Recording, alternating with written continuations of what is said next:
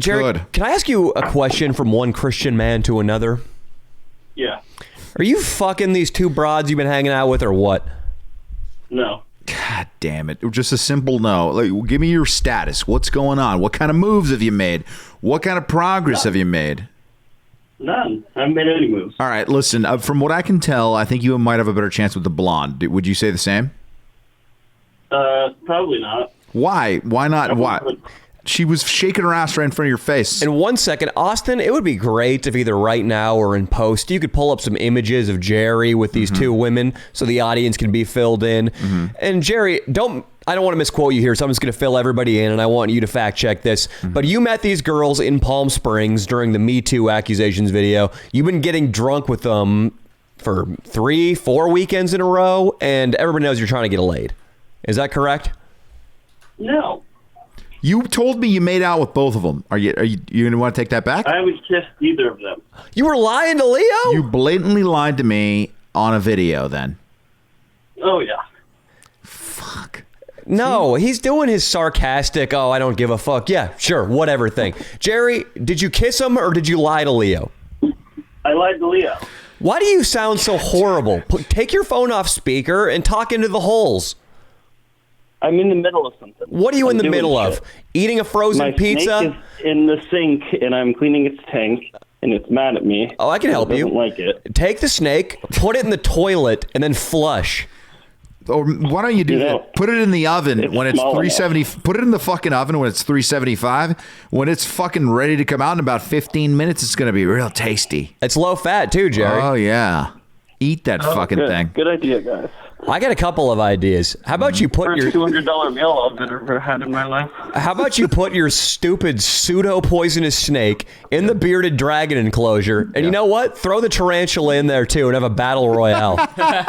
We'll make a video out of it. Dragon would win. How about you go get some PVC pipe, put that snake in the PVC pipe, put the PVC pipe up your ass, and then cover the one entrance, cover the exit, all right, and see what happens Just then. because you're in the fucking closet doesn't mean that I am. God damn it. I heard he said that, and we do have a gay flag on this left side. But to be fair, Fan Jerry records his videos in a closet, so strange accusation you're throwing around. Listen, you bastard. I do, but I come out of it all the time, so it's okay. And then you go right back in the next week. You know why you haven't fucked these girls? Because you haven't put them on your channel. You haven't given them a little taste of the fame. Why haven't you given them a taste of fame? I don't really want it. Why? Put them on there, and then one day do the old Harvey Weinstein. Ask him to come over to film, then be completely fucking naked or in a robe with your cock completely hard when they walk into your fucking room. Why haven't you tried it worked that? out for Louis C.K., so... Well, no, he would just ask him if he could masturbate in front of him. I don't think they probably would be down to do that. I don't think he was asking.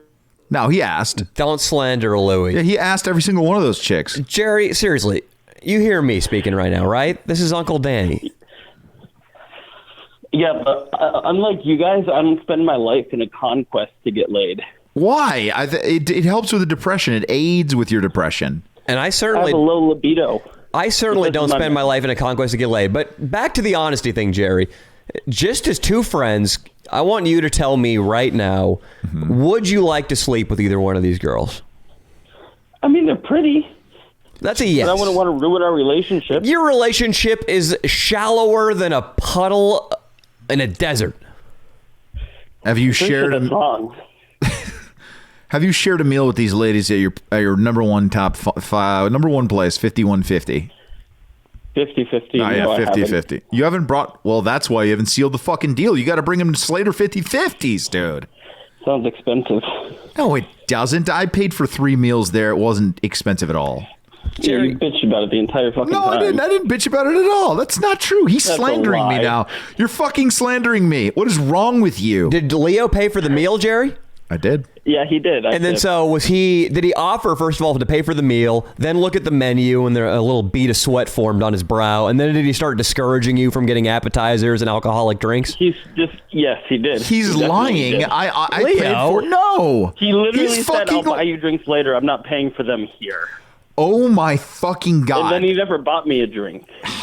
That's true. I did say... You have a sugar mama, Leo. Yes, but you got big money in the stock market. I didn't want him to run up the bill at Slater 50-50s. They had overpriced alcohol there. I said, it's better if we take it on the road so we can start filming and drinking. That's all I said.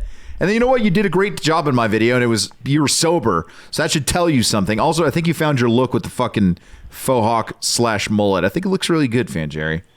I think if that, I like it. Yeah, I know you like it, but listen, if that blonde's gonna have sex with you, it's gonna be in the next. I think you got a window of like 3-4 more weeks before they're like, this guy's not going to put us in videos consistently. We're not going to get any more fucking followers. It's not going to work out for us. So I say attack now. And Jerry, what relationship is there to ruin? You guys go out drinking, you do a couple lines of coke, and then you put them on your stories when you're fucked up. That's all it is. Just at least hang out besides when I post on my story. You hang out drunk for the rest of the night. But I mean, if you're already going to vouch for these chicks and put them on your story, you've got 12,000 followers. That's worth at least like 40 or $50 for an ad. Yeah, yes. So if they ain't paying, they should be paying with their own vaginas. Seriously. And you have pure male, straight mostly. I don't know. You might have a little bit of a gay following like me. You're definitely like a bear / you also look 17. Yeah, all the people you've paid to keep quiet, Leo, they follow you. All the men that you fucked. Holy shit, he's really attacking me today. Fanjira, I don't know why you're doing this. If he wouldn't even pay for appetizers at Studio 50/50, I doubt he'd be paying silence money to gays. Later 50/50. I don't care. Later this 50/50s. restaurant sucks, Jerry. I'm upset that we're giving it free advertising. Listen, how do you feel about maybe making a move on one of these girls? Like, why don't you 3-way call the blonde right now? Tell her how you feel. Tell her how you feel. Please do this, Fanjerry. 3-way call the blonde right now, please. I'll call them both right now. Yes! And our guest is here. We'll tell you shortly about that in a second, too. He's here? He's here, but I told him to keep it for a second. Wait Great. up. Or, yeah, and I'll go get him in a sec. Jerry, try to add them to this same call. Can you do that, Jerry? I think he's working on it. We can talk a little bit about our weekend in San Francisco. Oh I think God. we should do that even if the guest has to stand by and occasionally. fine. He's a comedian, right? He's a comedian, yeah.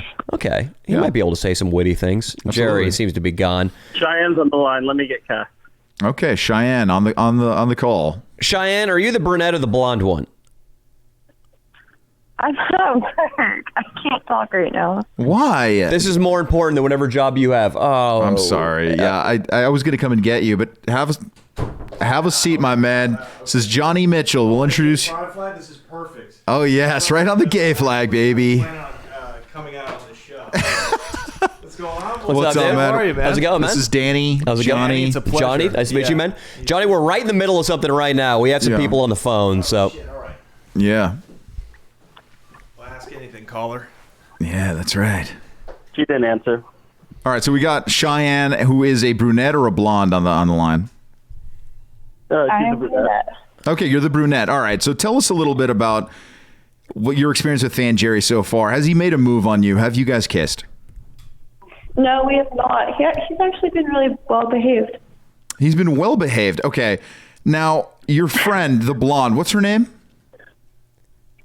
Cassandra. Okay, would you say Cassandra's been a little, been leading on Fanjerry a little bit? I personally have witnessed on FaceTime her shaking her ass in front of Fanjerry, and you know that he's going through he broke up with his wife and who's a heroin addict, and he has terrible, experiences.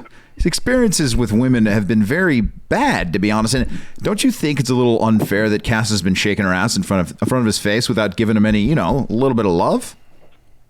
No, that's Cass. God damn it. what's your name? I'm sorry, Monique?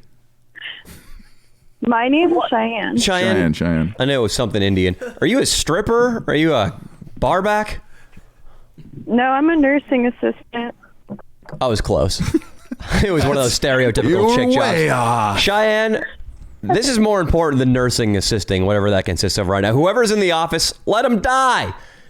I want you to agree right now to form some sort of sexual relationship with Jerry. What do you think about that? No, All right, how about this? I really don't think so. I think it's a perfect time to do this. You think Cass would... No, let's focus All on right, Cheyenne. fine, Let's Cheyenne. forget the third party. Let's not talk in maybes and ifs. Cheyenne, how far would you go with Jerry, provided he'd had a lot to drink? No, I wouldn't go far at all. Why is that? I would give him like a solid hand hug, and that's about it. A hand hug, not even a hand job, maybe? No, Oh. definitely not. Jerry's strictly my friend. God damn it. How large would his YouTube audience have to be for you to change your mind about that? Thank you. That's what I was going to ask. Right now, he's at what? Really 13,000 don't followers. give a fuck.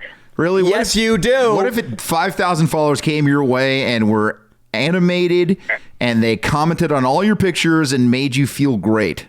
What if that was the case? No, that's They already okay. do it. She hates it. Cheyenne, if Fan Jerry was up in the hundreds of thousands, the millions of subscriber range, you dating him would give you opportunities to show your titties on OnlyFans, to show your butthole on Pornhub. Pretty soon, you wouldn't need to be no nursing assistant to pay rent. And let me tell you, showing your asshole is a lot easier than putting a syringe in a fat guy's chest. What do you think? Yeah, no, I think I'll still pass. Sorry, Jerry.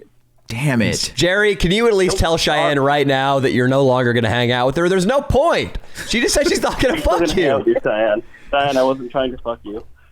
I know, Jerry. Fan Jerry is always trying to fuck everybody. He is a damn horn dog. That guy is No, I only constantly. want people that are in relationships. That guy, I call him ever hard. He's hard literally every time I see him. Is that really what he you call pops a boner, yes. Okay. Jerry has boners all over the place. So he's been for sure fully erect around him. Of like 0.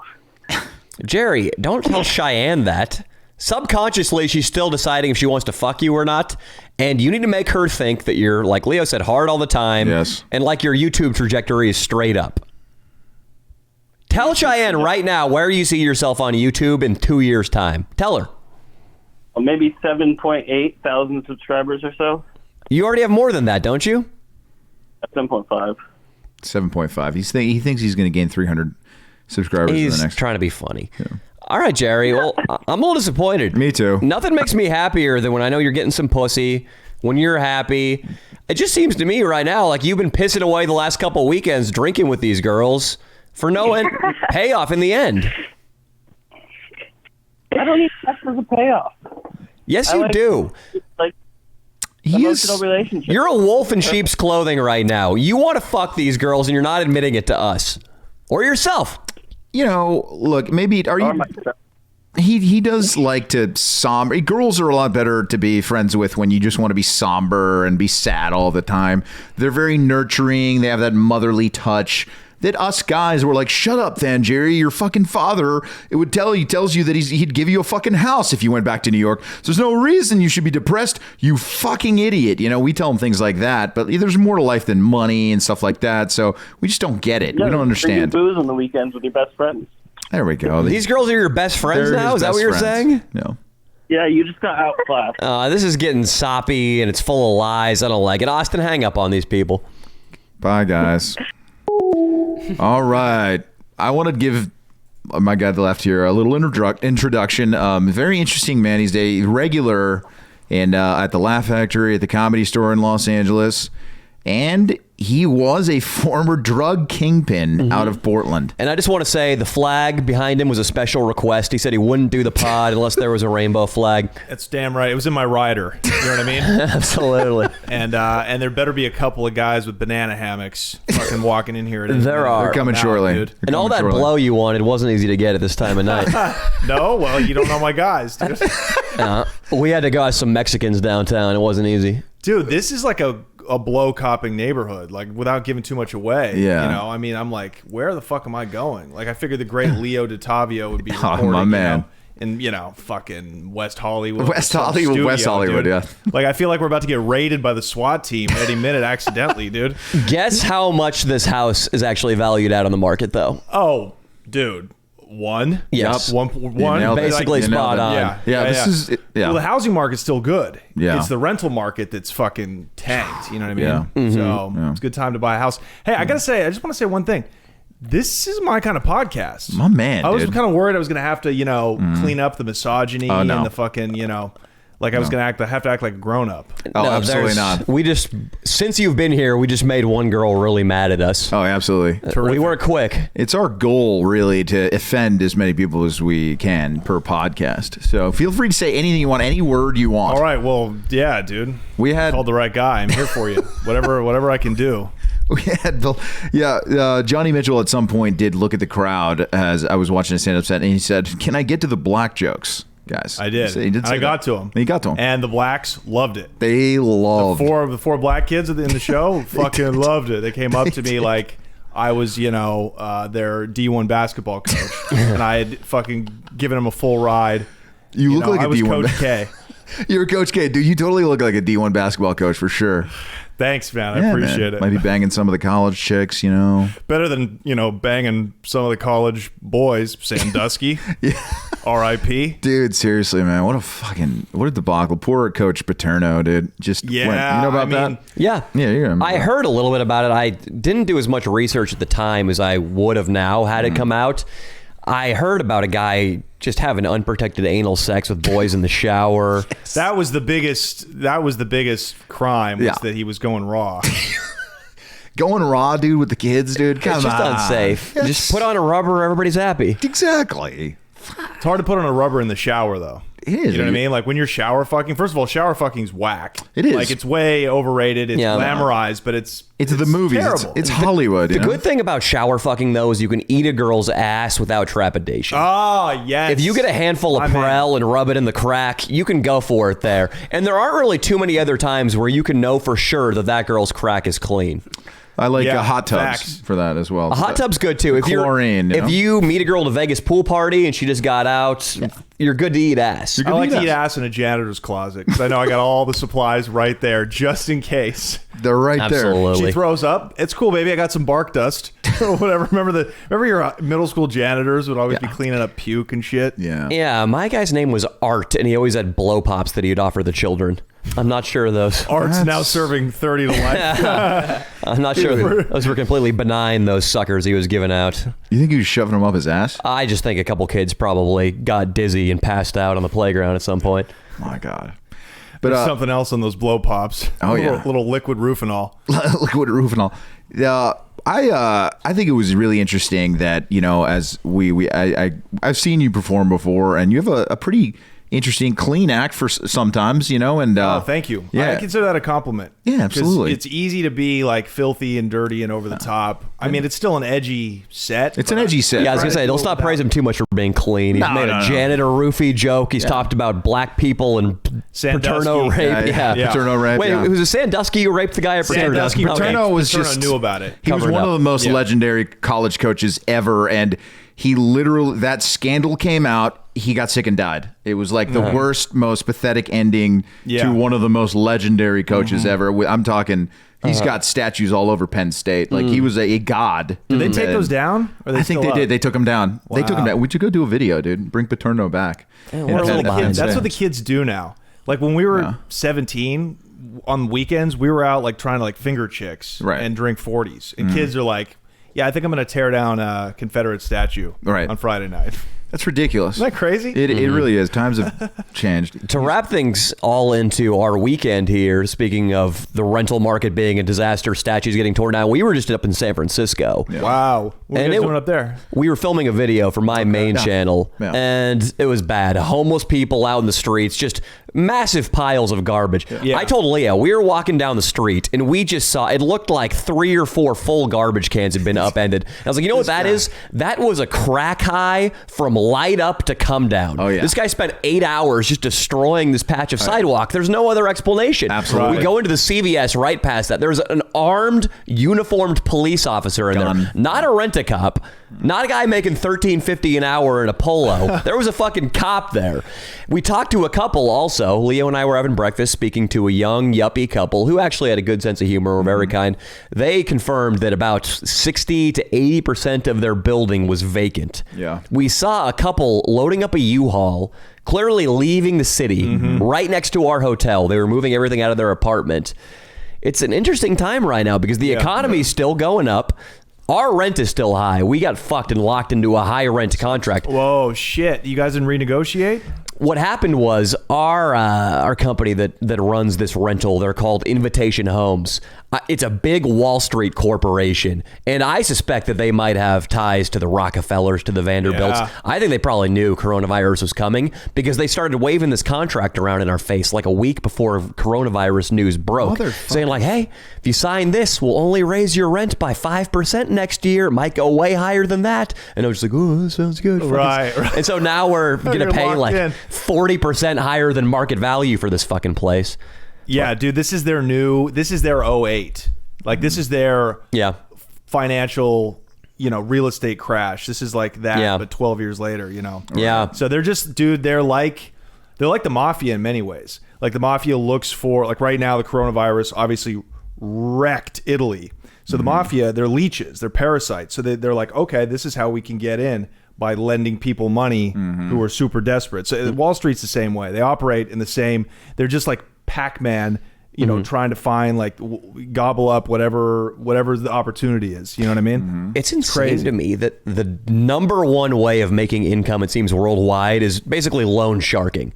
Bankers and banks do it on a very high, buttoned up official level. Like, oh, here's some fucking money. Pay us interest, bitch. Mobsters do it with a baseball bat and with a guy named Rocco. Right. And it doesn't that seem stressful to you to be like lending money to 16 people and then you're in charge of making sure these deadbeats pay the loans back? Oh, my buddy like owes me $60. I can't get to sleep at night. You know what I mean? Like, Exactly, Sam. I'm like that too. Imagine fronting a guy $50,000 for a business. Yeah. Which is what the mafia and shit, I presume, does. Well, I think you got to be really confident that you can get that money back. You know what I mean? So it's usually in neighborhoods that are really insular. You know what I mean? Like, these deep neighborhoods in Brooklyn still and parts of Chicago that are still mob run, and where it's real old school.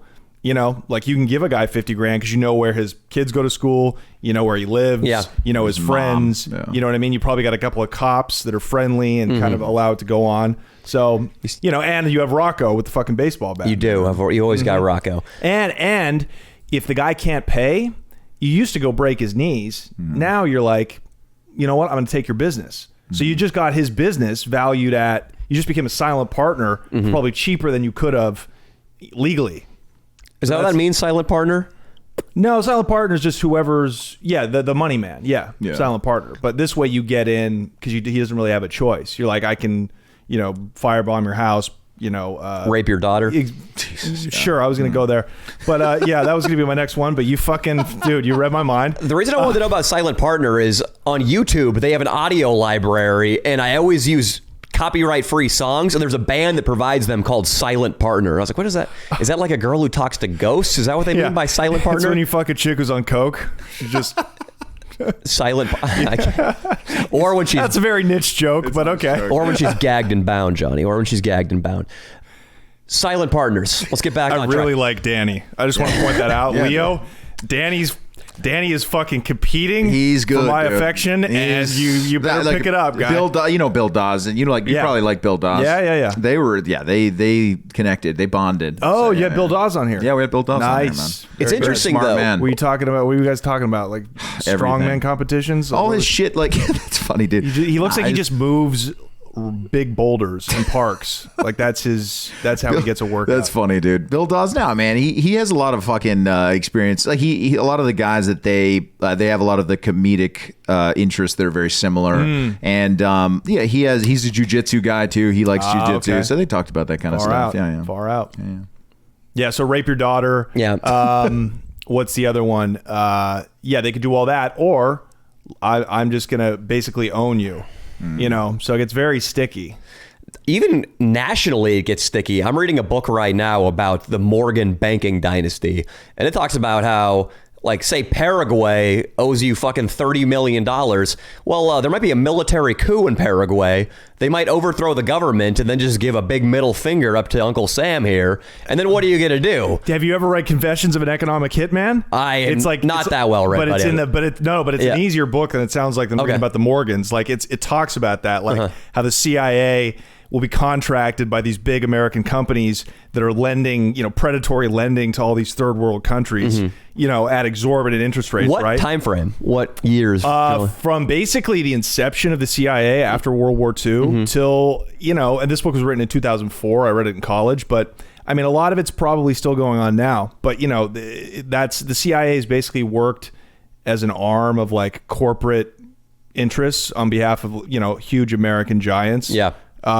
Since the end of World War II. The military, since before that, there is a quote in this Morgan book I've been reading where Theodore Roosevelt writes something to JP Morgan to the effect of, if they don't pay back their loans, like our Marines are going to go back and collect those fucking loans. How gangster is that? It's the same thing as Tony sending Rocco to go collect on the weekly VIG. Yeah. How fucking wild is that? It's crazy, dude. The world is run by gangsters. Yeah. It's just even more of a mismatch when you go down there to a banana republic with a bunch of trained Navy SEALs and Marines. But yeah, it's fucking crazy, dude. I usually go to the one in at the Beverly Center. That's the banana republic. That's the one you go to. I was willing to let that one sit for a couple of seconds. They got a nice deal on cashmere sweaters over there. Yeah, give it up for your producer, fresh off standing in for Lethal Weapon 2 for Hans. He does look like Hans, dude. Yeah, he looks like he's pro apartheid. Yeah. You know what I mean? You're not far off. You're not far off. It seems most of our guests make pretty accurate assumptions about Austin and his beliefs without knowing him. 100%. You really can be read just like a book. Just like it's like reading a book by its cover. Like we can see your hair color and your skin color and know everything that goes on in your brain. I just wear it on my chin, I guess. Mm-hmm. And he looks that like the expression. He looks like he has like Bunsen burners in his house, like he's doing like chemistry experiments. Like it's a very something's very smart and sinister. Yeah, you gotta keep your eye on this guy, dude. He runs this whole podcast. Yeah, he runs the whole podcast. He does live streams and things. He's very techie. Yeah. So yeah, he nails that arena for sure. Sweet kid. He was at the show. Yeah. Dude, how hot was that old broad she was at the hot, fucking show? Man. There was a sexy Marilyn Monroe type, just tight red dress, just walking around getting stoned out of her mind. Yeah. Somebody's backyard. It was. She was the owner of the house where the show was. Oh shit! I never liked Marilyn Monroe. I never thought Marilyn Monroe was hot. No, she's a piece, dude. She's so hot. Are you kidding? She's a fat ass. You're gay for that. You are gay for that. She's a fat ass. Hey, you come sit on the flag. Yeah,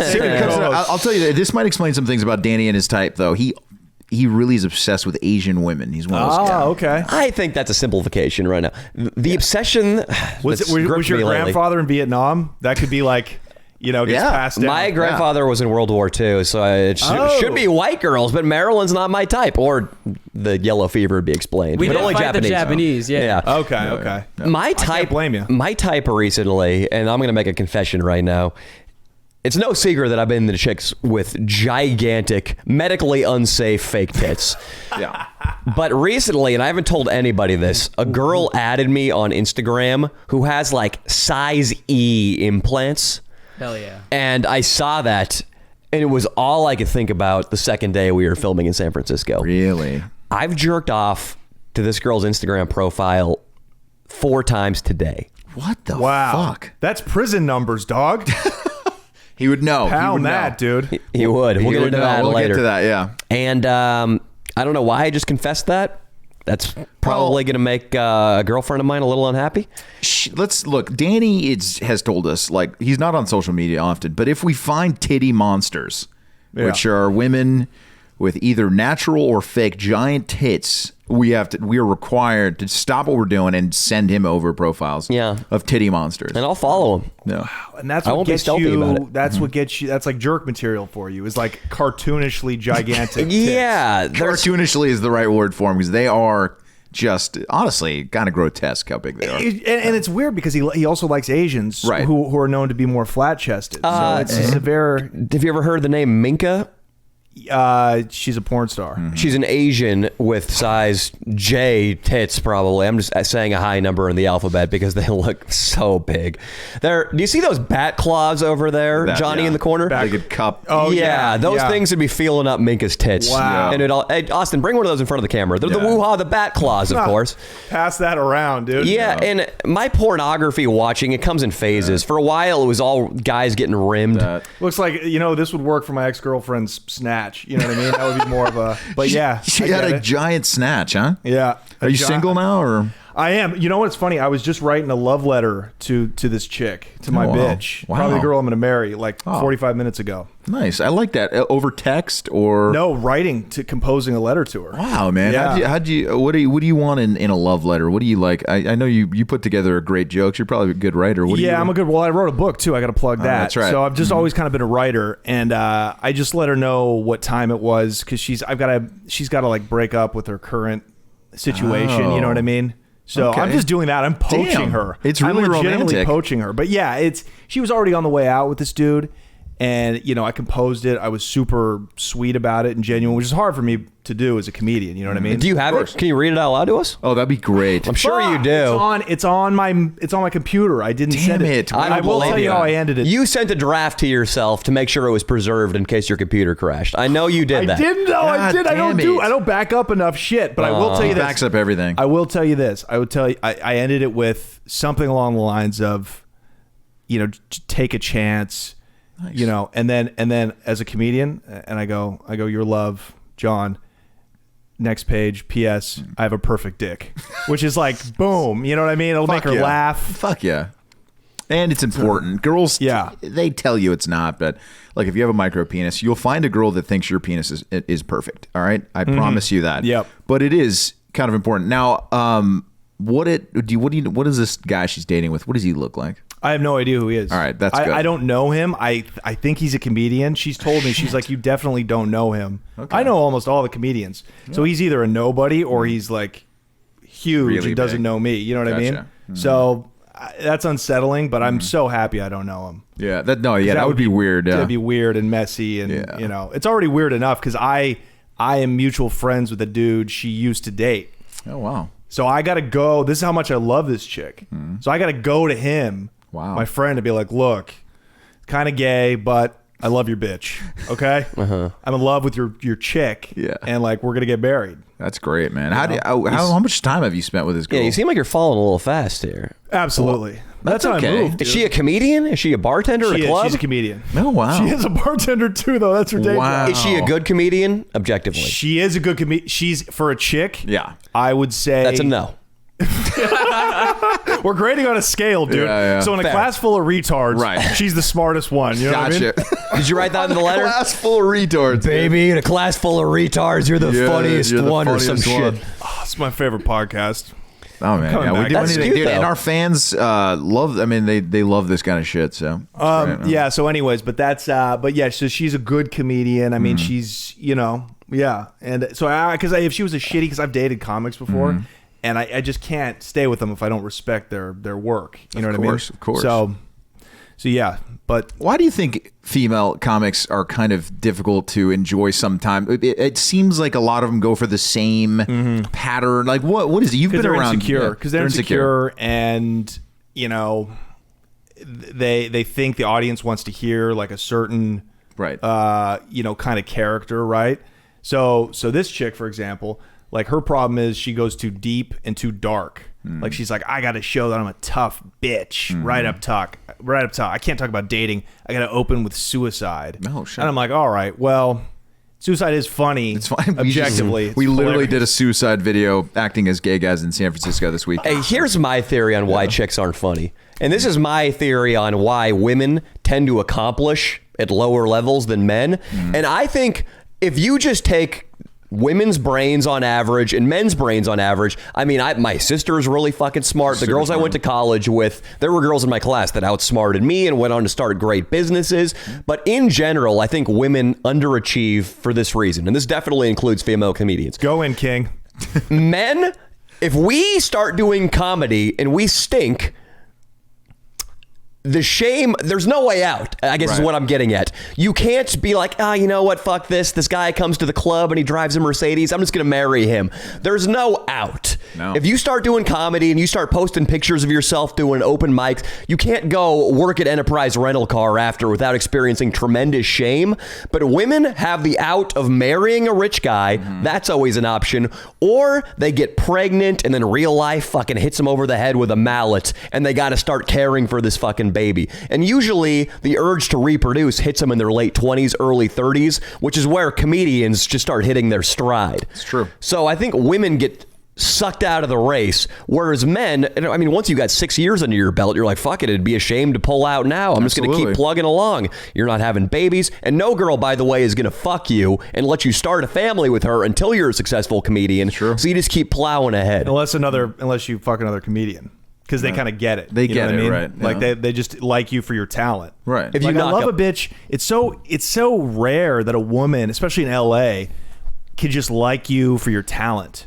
She's like, you're so good. I don't care if only 100 people see you. It's like, you're just great. You know what I mean? That's such a lovely quality. Yeah. You know, and so rare in this town. But also, I will just say, Danny, that if you're sort of funny and middle good looking as a woman, you will elevate so fast because everybody wants to help you. Everybody wants to fuck you. That's a tricky thing to navigate, but like, you know, it's worth it. Like, I'd rather like figure out a way to, you know, if every woman was trying to fuck me, but also help me, you know, I'd figure out a way to, you know, close my eyes and, you know, pray for it to be over soon. You know? So, after that mic, dude, they can't tell I'm killing. No, you're fucking killing, dude. But yeah, like I totally see what you're saying. Yeah. So you've seen many female comedians on your shows. Do you host a show at the Laugh Factory, or was it? Yeah. So I would host Monday nights, and then sometimes, like, if my buddies threw shows there, I would host as well. Nice. So yeah, I mean, what are we talking about? What's the question? I was just going to ask, like, have you seen? So you've seen enough female comedians. I've seen so many mediocre comedians that are sort of good looking, like what an average Whitney dude. Cummings, Natasha Leggero. Right, I've seen them get so like, but because they're the only game in town. There's so few female comedians still relative to males that they're automatically marketable. Yeah, like the thing is, like, are you marketable? Like, I might be the funniest cat on the lineup, but dude, they've seen me for the last 20, 25 years. So I get this push to like diversify in comedy because that's where the market's going. Yeah. Like, people talk shit, but like those Jews know what they're doing. You know what I mean? It's like, it's true. They really know. Like, they saw Amy Schumer, you know what, 2010 is what she really started to pop. They were like, wait a minute. She's sort of pretty. She's chubby. She talks about how dudes, you know, come in her and use her for sex, and she's a drunk. Oh, wait, there's 100 million women just like that. Yeah. Yep. You know, so, you know, it is what it is. 100,000,001 if you count Austin's sister. Yeah, Austin loves Amy Schumer, dude. That's his fucking favorite. Yeah, he closes the blinds and fucking puts a thumb up his ass and clicks on that special. Try to guess his favorite comedian if you had to. Okay, truthfully, I would, and no joking here, I would say like Bill Hicks. Or I don't want to give him that much credit. That was giving him a lot of comedy credit. Who's come on, help me out. The one-liner guy from the 90s. Oh, Stephen Wright. There are a lot of them. No, I know. Stephen Wright. No. But I'm talking about the guy that all these fucking weirdos like. Emo Phillips, Mitch Hedberg. Mitch Hedberg. There we go. Is it Mitch Hedberg? I like Chappelle and Ari Shaffir. Oh, me too. So that's not Alt-right Austin likes a Jew and a black guy? Yeah. That's what we call him, Alt-right Austin. Alt-right Austin. That is impressive. Okay. Well, he doesn't like Jews or blacks, but he does like Chappelle and Ari. So Yeah. No, that's awesome. Well, that's not deviating from the. I love Ari Shaffir. I love Ari. I miss him because we're not going to see him. Now you got to guess again. Danny's favorite comedians. How old are you? I'm 31. 31. Okay, so shit. Man, do you like East or West Coast comedians better? East Coast. East Coast, same. Okay. 2010s, like the early 2000s is probably pretty easy to guess. Dog. Then. Okay, David Tell. Yes. Bingo. One of my Jim favorites. Norton, Nick DiPaolo, Nick Greg DiPaolo. Giraldo, Colin Quinn, the best. Patrice Colin O'Neill. Quinn. Yeah. Forget about it. Opie and Anthony. Yeah, that's squad. Dude. That squad for sure. That's what we're trying to do. He read here. you like a book too, Danny. Well, I did give him a lot of hints so we could hone in on that. That's true. I gave him a decade and a coast. Like, I bring guys that fit in, dude. If I meet somebody that I think is going to be fucking good on this pod, they get on the pod. It's usually nice, dude. I thought it was for my numbers. I thought you guys were using me for my huge social media following. So I'm glad to hear that. You got a perfect dick. Your cock size is the only number I was concerned with. Yeah, I think it's according to your letter. He aged out of us. We usually, like, if a younger man comes in here, we do the dick show. Like, oh, we'll show us your dick. Do you really? Yeah, we do. So this is like Stern. Stern. Yeah, we're like basically. 98 Stern. in We're this like 98 fucking bitch. Stern now. He got wow. 69 by a big fat guy last week. Yeah, we had, Did he really? we had a Yeah. fat guy lay on him. I'm talking 350 pounds, probably 380 pounds. He was probably lay lying to on us. him on the Naked ground. or clothed? Clothed. bummer. Yeah, But naked. still. It should have been naked. He still caught a whiff of his ass grease and he almost I vomited. basically kissed his pooch. Oh Yeah, my god, that's almost even worse. Like kissing is. it through like dirty Levi. You know what I mean? Like, and you got his. It was dirty basketball mashed shorts. up it was fucking basketball balls on his shorts. head. Yeah, dude, it was bad, dude. Good. It was It was jeans. What are you talking about? What are you misremembering? No, he had over like there? sweatpants on or something. No, it he had- wasn't. it wasn't jeans? sweatpants? Yeah, he doesn't fit in jeans. That I guy. don't know. That's mean. I That's tune mean. out half the fucking shit. Danny, what do you think of Schultz? Andrew Schultz? Yeah. Remind me what he looks like. I think I've watched one of his specials. You He's the internet guy. He's the Yeah. guy that's got YouTube, like he Yeah. popped off YouTube. I York respect guy. what he's done. It throws me off a little bit how he talks like he's black and he seems like a white guy. Right. He does that. It's so weird, dude. I don't like we all that. knew kids like that. Yeah, I don't. Growing up. He's older. He's like you're 34. I'm 34. He's he's like 36, I Yeah, he's older than us. So Yeah. it's weird that he. we all knew like the white Yeah, rapper. right. Yeah, I grew don't. out of That it. turns me Right. off. Like those guys I mentioned. Those East Coast guys are all very smart comedians. Right. Yeah. I don't like the ghetto. I like Chris Rock or Dave Chappelle.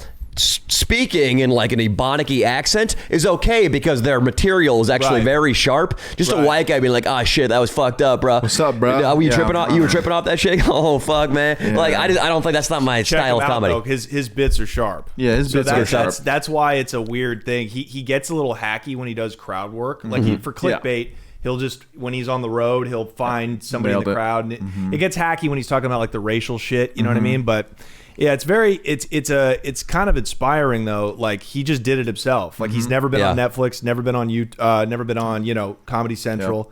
And he built up his shit so powerfully. Like Nipsey Hussle did it with rap, Right. And then before he died, he got a mainstream deal.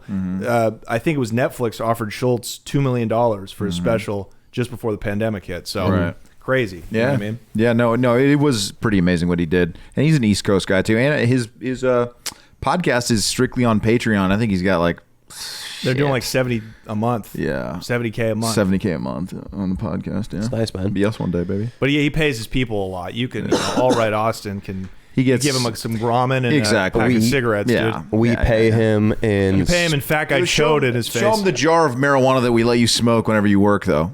Oh, it's amazing. Yeah. You been smoking that? I've never seen him smoke while he's Yeah, working. He full, smokes dude. when he edits. Okay. Yeah, I got no problem with that. Yeah. We have to do a little ad read right now. Yeah. It's for have to. I mean, That sounds We want like it's like an act of we labor. want to. They're friends of ours. Killerpapers.org. When this guy first messaged me, I thought it was a rolling paper company. I thought they were going to try to get me to smoke some of their spliffs, their joints in the commercial. But no, it turns out they're a company that, Leo, they'll write your college papers for you. Listen, when I was playing baseball and trying to have sex with anything that had basically a vagina, I would have appreciated their their help. Because listen, guys, you have time to do only the fun things in college. All right, papers are not one of them. And Danny, have you ever thought about a paper you wrote in college and thought like, wow, I really got something out of that? And Every hour I spent writing papers in college was an hour wasted. Think about the priorities you have. Absolutely. Right now, I wish I could hire Killer Papers to do all my writing for the YouTube videos, all my editing. I wish I could get a representative from Killer Papers, prop him up in front of this mic so I could leave. Right. I don't want to be here. I want to go to Vegas right now. Exactly. It's open. They're not subject to coronavirus restrictions. So you kids who are in college on the West Coast, or if you're on the East Coast, you got Atlantic City, hire these people and go to one of those cities.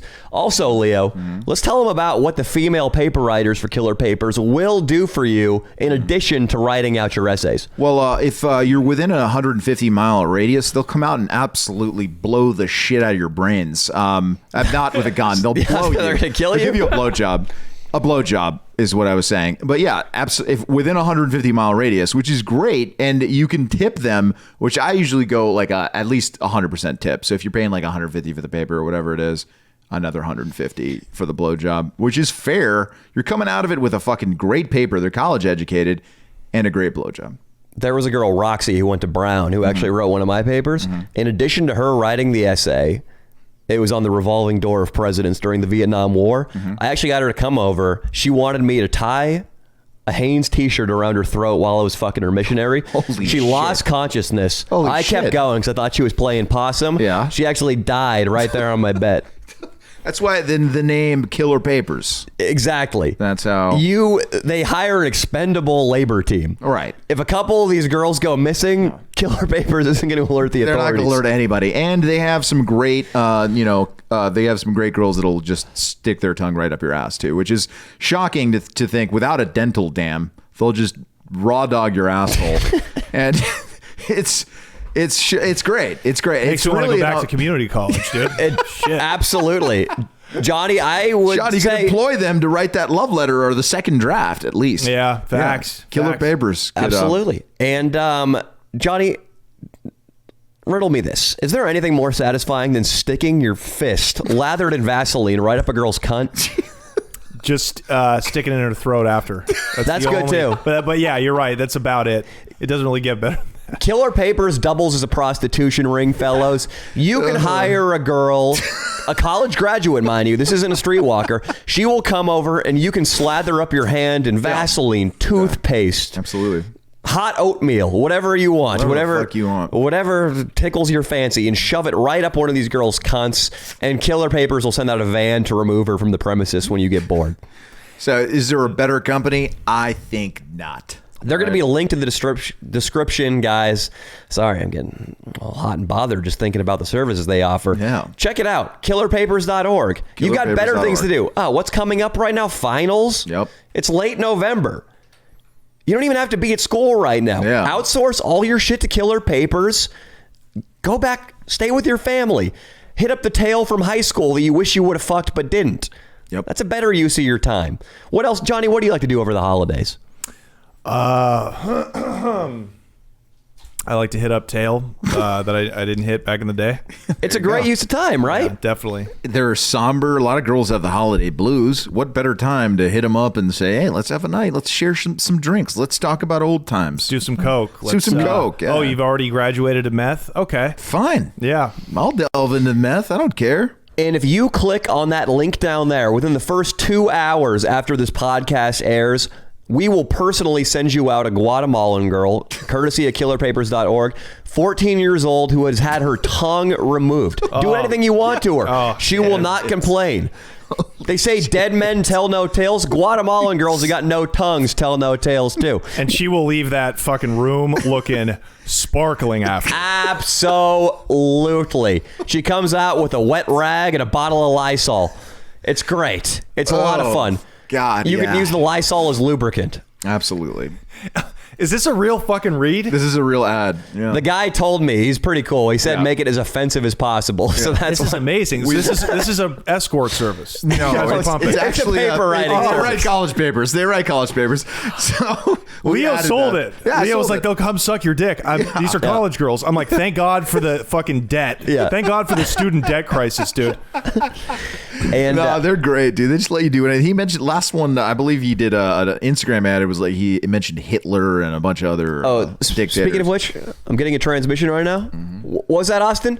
Oh, yeah. A Killer Papers was actually complicit in the Holocaust, and they were responsible, in addition to a major chemical company in Germany, responsible for developing Zyklon B, which was used in the showers of Auschwitz and Dachau. Yes. And therefore, like Mercedes-Benz, like Volkswagen, you know this is a good German company with strong values. from the ground up. I don't You know know. you're going to get 100% with a German company. Like Oh, this, yeah. You know? What else can we say that's really, really offensive? What are some other taboos? Oh, I guess the great-great-great-grandfather of John, the CEO of Killer Papers, owned slaves in Mississippi in the 1800s. Yep. They actually they cut down the trees to make the first paper company, and that's what became college. Absolutely. Papers. Before the papers, Johnny, Killer Papers, they actually used, the slaves would hire them to outsource their cotton picking for the day. Right. And then it became a paper writing thing later on. Because we know the slaves can't write. You guys asked for this. They told me specifically, make it the most offensive ad read I can't add possible. anything to this. This is too fucking.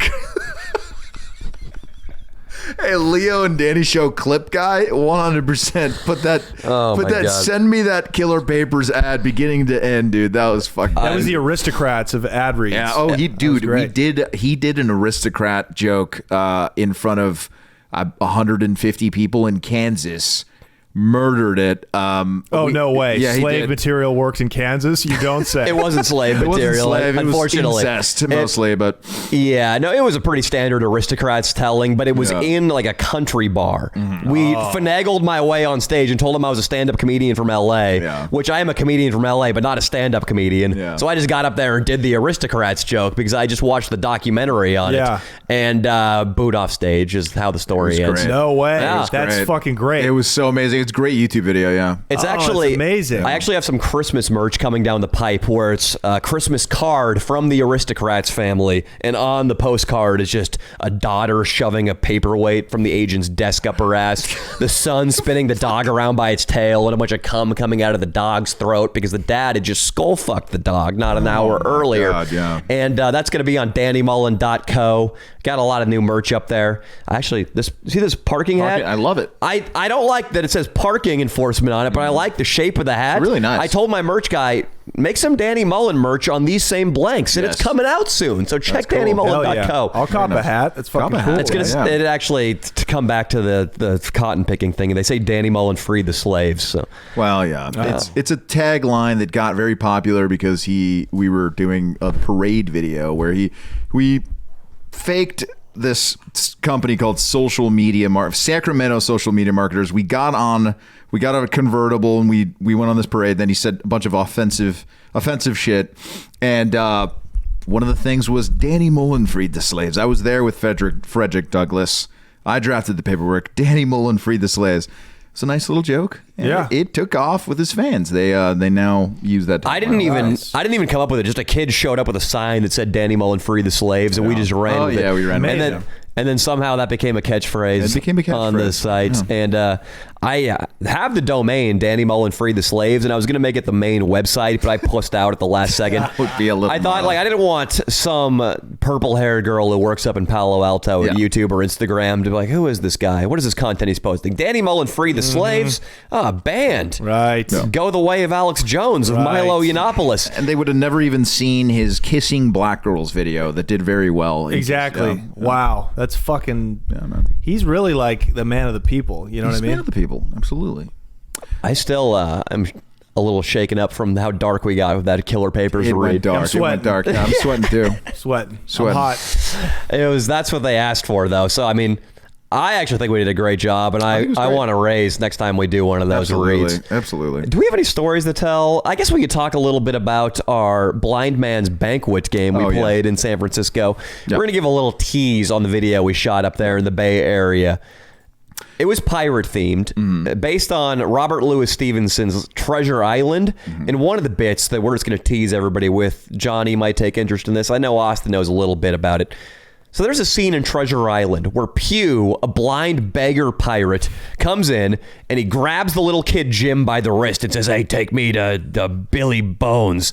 And then he tries to raid the kid's inn and he looks for a treasure map. Then the British police come and all the pirates flee and Pew, the blind guy, gets trampled and killed. We thought we would reproduce that in a restaurant by going in dressed as pirates. Leo complained that there was an urchin. Was it an urchin? An urchin. In his... cheese ravioli. Yeah. He dumps the plate on the ground, gets up, starts swearing, and then handcuffs me to the chair. Or you handcuffed me to a pole. Yeah, a pole. And left me to deal with the aftermath of your blowout in a very ritzy Marina District restaurant. Oh, yeah. And and he told me to wait 10 minutes before I came back and paid for the meal. You know, like, okay, guys, it was a prank. So he was handcuffed in there. And blindfolded. And blindfolded, like Pew. Yeah. And this is in San Francisco. Yeah. I'm speechless. Yeah. Well, first of all, you can go eat. There's indoor dining in San Francisco. It's all wish, outdoor. but it's all outdoor, And yeah. it's compared to LA, which the outdoor seating they have is a little bit half-assed. They've been spending tremendous amounts of dollars on carpentry. All of the restaurants have these slanted wooden structures that are probably 50 yards long that are perfectly leveled in the and like because you know the Level them hills in out, San yeah. Francisco are Yeah. near vertical. They're all leveled out with heaters and tables and glass glass. They've basically brought the indoor outdoor. Yeah. And that's what's going on in SF right now. These Looks good. restaurants have probably they've probably dropped like $60,000 into carpentry to keep their business going. Yeah.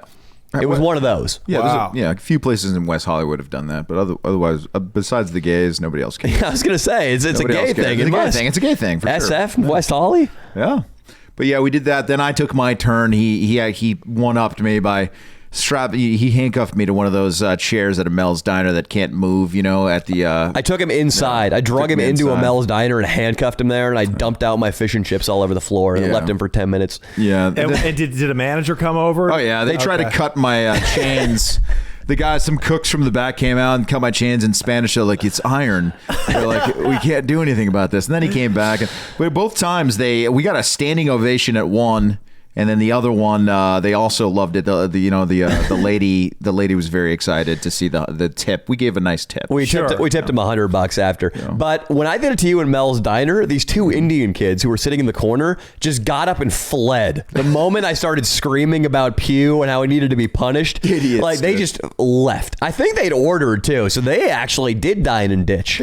We jokingly dine and ditched, but then paid what we owed. Yeah. They just took off out of fear. They saw an opportunity. Mm-hmm. You think so? I think so. Opportunities are very cheap. They had a couple. Very cheap. They are very cheap. A couple bites of pancakes, and they are very cheap. Well, they probably thought it was like a mass. This was about to be, an incident. An incident. They saw a white kid with fucking dresses like Rob Dyrdek. Yeah, and they thought, no. And we were dressed as pirates. Pirates. If it was going to be a shooting, it was going to be one with musket balls. Yeah. We would have stayed. Did you call them butt pirates because you were in San Francisco? No, we didn't. I thought that's where he was going with that, but no. We had a whole gay thing going on before that. It was pretty gnarly on the Golden Gate Bridge, where I don't want to divulge too much. It's just a lot to get into right now. It's a lot. It was we made light of all the suicide that goes on at the Golden Gate Bridge. Nice. We went around not encouraging people to kill themselves, but the premise was we had a YouTube channel that was dedicated to suicide, and we came down to see some people jump, and we were trying to make people sad so they would jump. Right. It's an involved comedy bit, but it might get the video taken I love down. the ingenuity of that. Yeah, this guy's a very much a genius. I would say a lot of people call him a comedic genius, and he writes these things once a week. He puts on a fucking 30-40 minute fucking epic YouTube comedy video. It's a lot of work. But, that's like what stand-ups don't understand is how much work these YouTubers put into. I don't want to call you a YouTuber, but these that's what I am. That's what I am. Yeah, the new media guys put into what they do. It's a lot. Like that's its own skill set. You know what I mean? Yeah, he can edit. The sound, the editing. How many camera guys you got up there? We just have one camera guy. This guy, okay. Yeah, we got a kid named Nico. He likes to drink. I guess it's not all the new media guys putting in work. No, it's not. But the thing is nowadays, if you have the talent and the work ethic, you need both. You can go to YouTube and you can make a career for yourself without the consent of club owners or a late night show that puts you on and gives you a set. How do you make it as a traditional stand-up comedian these days? Dude, huh? I've been asking myself that, since I got in the game 6.5 years ago. Like, how do you even... Late night TV is basically dead, right? So how does a young comedian take these like incremental steps to, be going from, opener to feature to headliner? I have no idea. I mean, the Rogan Experience, Joe Rogan's podcast, but it's not stand-up though. Yeah. You know what I mean? I've had a friend that went on there. And like she did okay. She got followers from it. She's gonna make money off of it, but she's not ready to be seen as like a national comedian, So it's no display of that. So I really have no idea, man. I mean, it's possible, you can make your YouTube content, like you can make stand-up videos on YouTube, like Andrew Schultz did. He did a great job of that. He did a great job, but he's an outlier. You know what I mean? Like he Charlemagne the God sort of put him on. That's his backstory. He we know who Charlemagne is, right? The Breakfast Club. They had a podcast together, so he already had a little bit of traction, right? Because I could put some great shit on YouTube, but it's a fucking drop of water in the ocean, right? If you keep plugging away, I mean, I started from zero. Yeah. Dude, when I met the Nelk Boys, a big YouTube channel eventually featured me on their channel, and it really increased my following. But to get noticed by them, I already had 100,000 followers on YouTube. And that was just done through sheer tyranny of will. Yeah. Like I had I didn't. I guess I had the lack of shame. It was something I didn't have. I had no shame, and therefore I was comfortable going to my high school reunion in a blackout and giving a speech about a bunch of chicks sucking dick,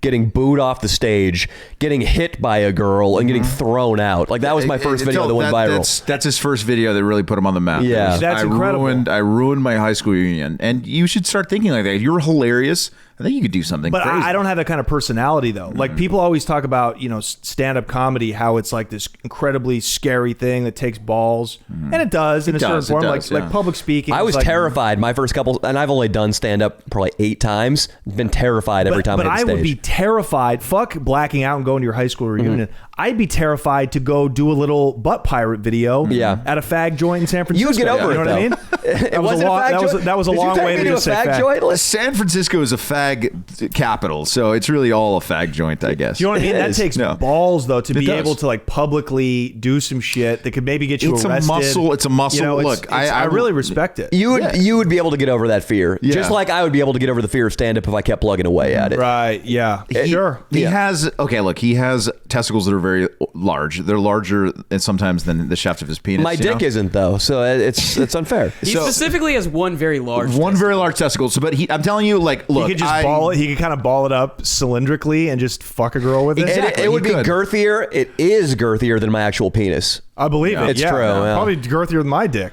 Not this. I thought it was caveman, perfect. though. It is perfect, but perfect like dick, yeah. This guy's dick ain't perfect. I'll tell you what. No. Oh, mine? Yeah. Because I'm uncircumcised. He just I don't know. I just wanted he doesn't like my throw a low uncircumcised blow. dick. Leo's I'll tell you way. what dick is in vogue right now is the egg-shaped penis. Popularized by the late great Jeffrey Epstein. He is a great man. He remember you saw those videos, right? They were like, the victim describes your penis as sort of egg-shaped. I'm like, I've seen that kind of dick before, dude, and I'm telling you, it's making a comeback. People are talking about it, dude. Really? Why was he so offended by that? He was so offended by that. I think that's a move that that what he did? prosecutors do.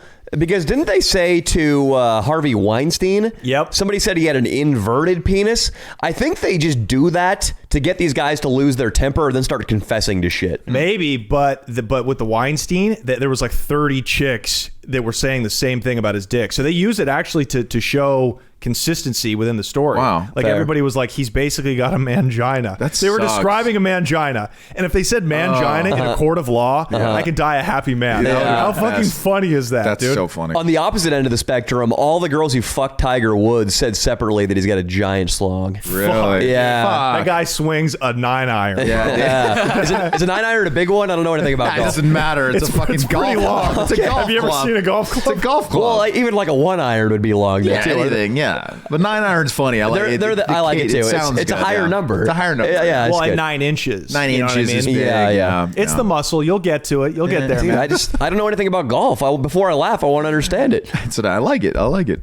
But yeah, it is. Look, so what I was going to say with that is the testicle thing. He's better at it than the average guy. He's probably one of the best guys. Like, he can focus and keep in character. I mean, he's he does take a lot of improv, and but he can stay in character and have blowouts a lot easier than most guys. He can have like a funny blowout in a costume. Throw jokes out at people. A blowout is when a guy has completely lost his shit, is trying to fight you. Right. The security's been called. People are screaming at you. Like other people. Other people are towards you. Yeah. And you can handle that. He can handle it, stay under control, throw the jokes out, and make an epic bit. Because these people are getting upset almost every single time at something ridiculous. Yeah. Guys dressed in a pirate suit, guys dressed in pirate costumes talking shit about a restaurant. You go in like, this place, this sucks. And Did people anybody go get mad at crazy. you? Did you? Oh, yeah. Was anybody blown out? The manager was a little upset about the raviolis on the ground and the fact that there was a pirate handcuffed to one of I his thought those pillars. PC idiots would be like, pirates were rapists. Yes. Yeah. They They raped could. POCs in the 1300s. We've had that kind of reaction in what? Actually, you know what? I was surprised too. And I thought about that as we were walking around. It's like, I guess there really isn't an obvious way a highly PC person could twist a pirate into being like a microaggression. Yeah. I mean, they basically were raiding British ships, though. Yeah, And they were. British, They were. I mean, they were the ultimate imperialists. Like, I'm sure people in San Francisco hate the British. I think they should. San Francisco, though, yeah, like we reviewed the footage. footage, Leo's right. We got cheered out. That's tremendous. The one you couldn't ask for anything better than that, No, it's right? so great. It did. So great. PC San Francisco did rear its head, though, in one bit where we were walking to our boat. We had a boat tour around the bay in full pirate garb. On the way there, a gift from God, a guy is teaching a sword fighting class. And we're walking around with big swords. Yeah. So we walk in where it's like, is. we're like, Nico, turn the camera on. I don't know what's going to happen, but something's going to happen. I walk up. The guy is instructing the class, and he's got this faggy little wrist motion. He's like, all right, circles the size of a grapefruit. And I'm like, that'll never work. It looks like you're tickling a gay man's tummy with a feather. And this fucking Asian girl snaps. Yeah. What the fuck is wrong with you? Get away! Yeah, why? And Dude? then- That's so funny. and then- I'd be dying if that was happening. I don't know, man. It's Yeah. a strange world that we live in. But then the guy came up and he was threatening to use his sword to break the camera, and Yeah. that's an example of a blowout. It's great, But- though. That It's just makes It's the great. video better. But really, a blowout is no different than when you're getting heckled. And when you're getting heckled, I assume the adrenaline comes in, and you're now locked into a conflict, and you sense the watchful eyes of the audience. They're going, oh, who's going to get the better of this one? And you know if this guy starts getting one over on you, the show's over. If he starts Right. punking you, Right. you're not going to Yeah. recover from that. It's the same as a blowout. I think it's probably the same muscle. It's just in a different setting, therefore it sounds terrifying. You just have to reprogram your mind because you have so much. It's a different kind of adrenaline when you're live. You've got 100 paying people sitting in their seats watching you, and you've got a heckler. The advantage is always for the comedian in that situation, because the other the other audience members want you to win. So actually shooting down a heckler is very easy. You just like jujitsu, you use their aggression, you use their body weight to make them fall over. Right. It's very easy. Are there moves with a heckler that you see a lot of people use? Like boilerplate shit, like shit that they already keep like in the gun, like one-liners and shit? Maybe not something that specific, but is there a general strategy that you can apply the spirit of that strategy to any heckler situation? Man, everybody has their own their own way of doing it. George Carlin used to just fucking destroy him just with like, shut the fuck up, you motherfucker, that better be a dick in your mouth. Yeah. Just going off. Yeah, and then he goes yeah. back to talking about like that. the deep state and all this like profound shit. Yeah. But the way to really do it, you don't really want to do that. The way to do it now is to address them. You know what I mean? Like pick them apart like you're on the playground. Like this guy, this black guy was being loud, go figure, at the Laugh Factory, and he was dressed in like a lime green suit. You know what I mean? And I just I made fun of him for the fact that he was a pimp, and then he had 3 of his hoes need to get his bitches under control. You know what I mean? Because they were fucking making noise. Easy shit like that. You know what I mean? And then the great ones will go to the crowd. They'll go to the heckler, and they'll just talk to him. Like, what's going on with the end? It's usually a fat chick who's a secretary. You know what I mean? And then you just pick it apart from there. I can't recreate it, but the best people just keep asking questions. It's like a lawyer. It's like a cross-examination. Yeah. Keep asking questions until they stumble on themselves, say something contradictory, which they're going to do. Yeah. Like, they're not smart if they're if they thought they could best the comedian who's on stage. Yeah. And then you make them tumble and the whole place laughs. I see Jeff Ross doing that a lot. I love watching Jeff Ross, and it's not an adversarial thing for him, but when he roasts people in the audience, it's all in good fun. They want to get roasted, but he asks questions too, like a cross-examination, and you can see his mind working. What do? They give him an answer. It's nothing that out of the ordinary. Where are you from? He gets an answer. It's not something he likes. Why did you dress like this? Or another generic. And then eventually they give him the answer that he knows he can jump on and he's got a joke for. And then he makes his move. So he's patient. Yeah, exactly. And you have to listen. Yeah. Like improv. Yeah. Like the best way to do it is just to fucking really be in the moment. You know what I mean? Totally. That's everything in improv. Yeah. Yeah. Yeah. You have to, there's a concept in improv that I think it's just like what you said. You said you're listening for them to say something that doesn't add up or that's really stupid that you can go after and make fun of them for. In improv, there's a theory I've been reading right now where the beginning of the scene is you build the base reality. And then the first unusual thing that comes to the fore is what the rest of the scene is going to be about. You're going to make a game out of that first unusual thing. So I think when you're talking to a heckler, you find the first thing that a little weird that they're saying, like, oh, you're a fat secretary lady? Yeah? What are you doing here tonight? oh, it was a date and your date stood you up or whatever. And then that's obviously the fucking point of attack. And that becomes the game of fucking with this person, the first unusual thing they say. Yeah. If she's a fat secretary, I'd be like, well, at least your boss is going to make you blow him. Something like that, right? Nice. So it's and in the moment it's hilarious because it's like it's this fucking everybody sucks in. So like, oh, is he gonna be able to handle this? And then when you fucking show him who's daddy, that's the crowd wants you to fucking grab him by the hair and butt fuck him. Right. And when you show him you got it under control, it's like it's the best release. It's one of my favorite parts about stand up is getting a huge improv laugh, right? A huge laugh, spur of the moment. You know what I mean? Nice. So, but yeah, More satisfying than a joke laugh. As much, I think. It's beautiful. It's and a new bit working, that might be the best. Yeah. It's like the first shot of heroin. Yeah, and you can never recreate that. Yeah, because you're like, that is an organic thing. It's all mine. Right. That is my thought, and it fucking killed.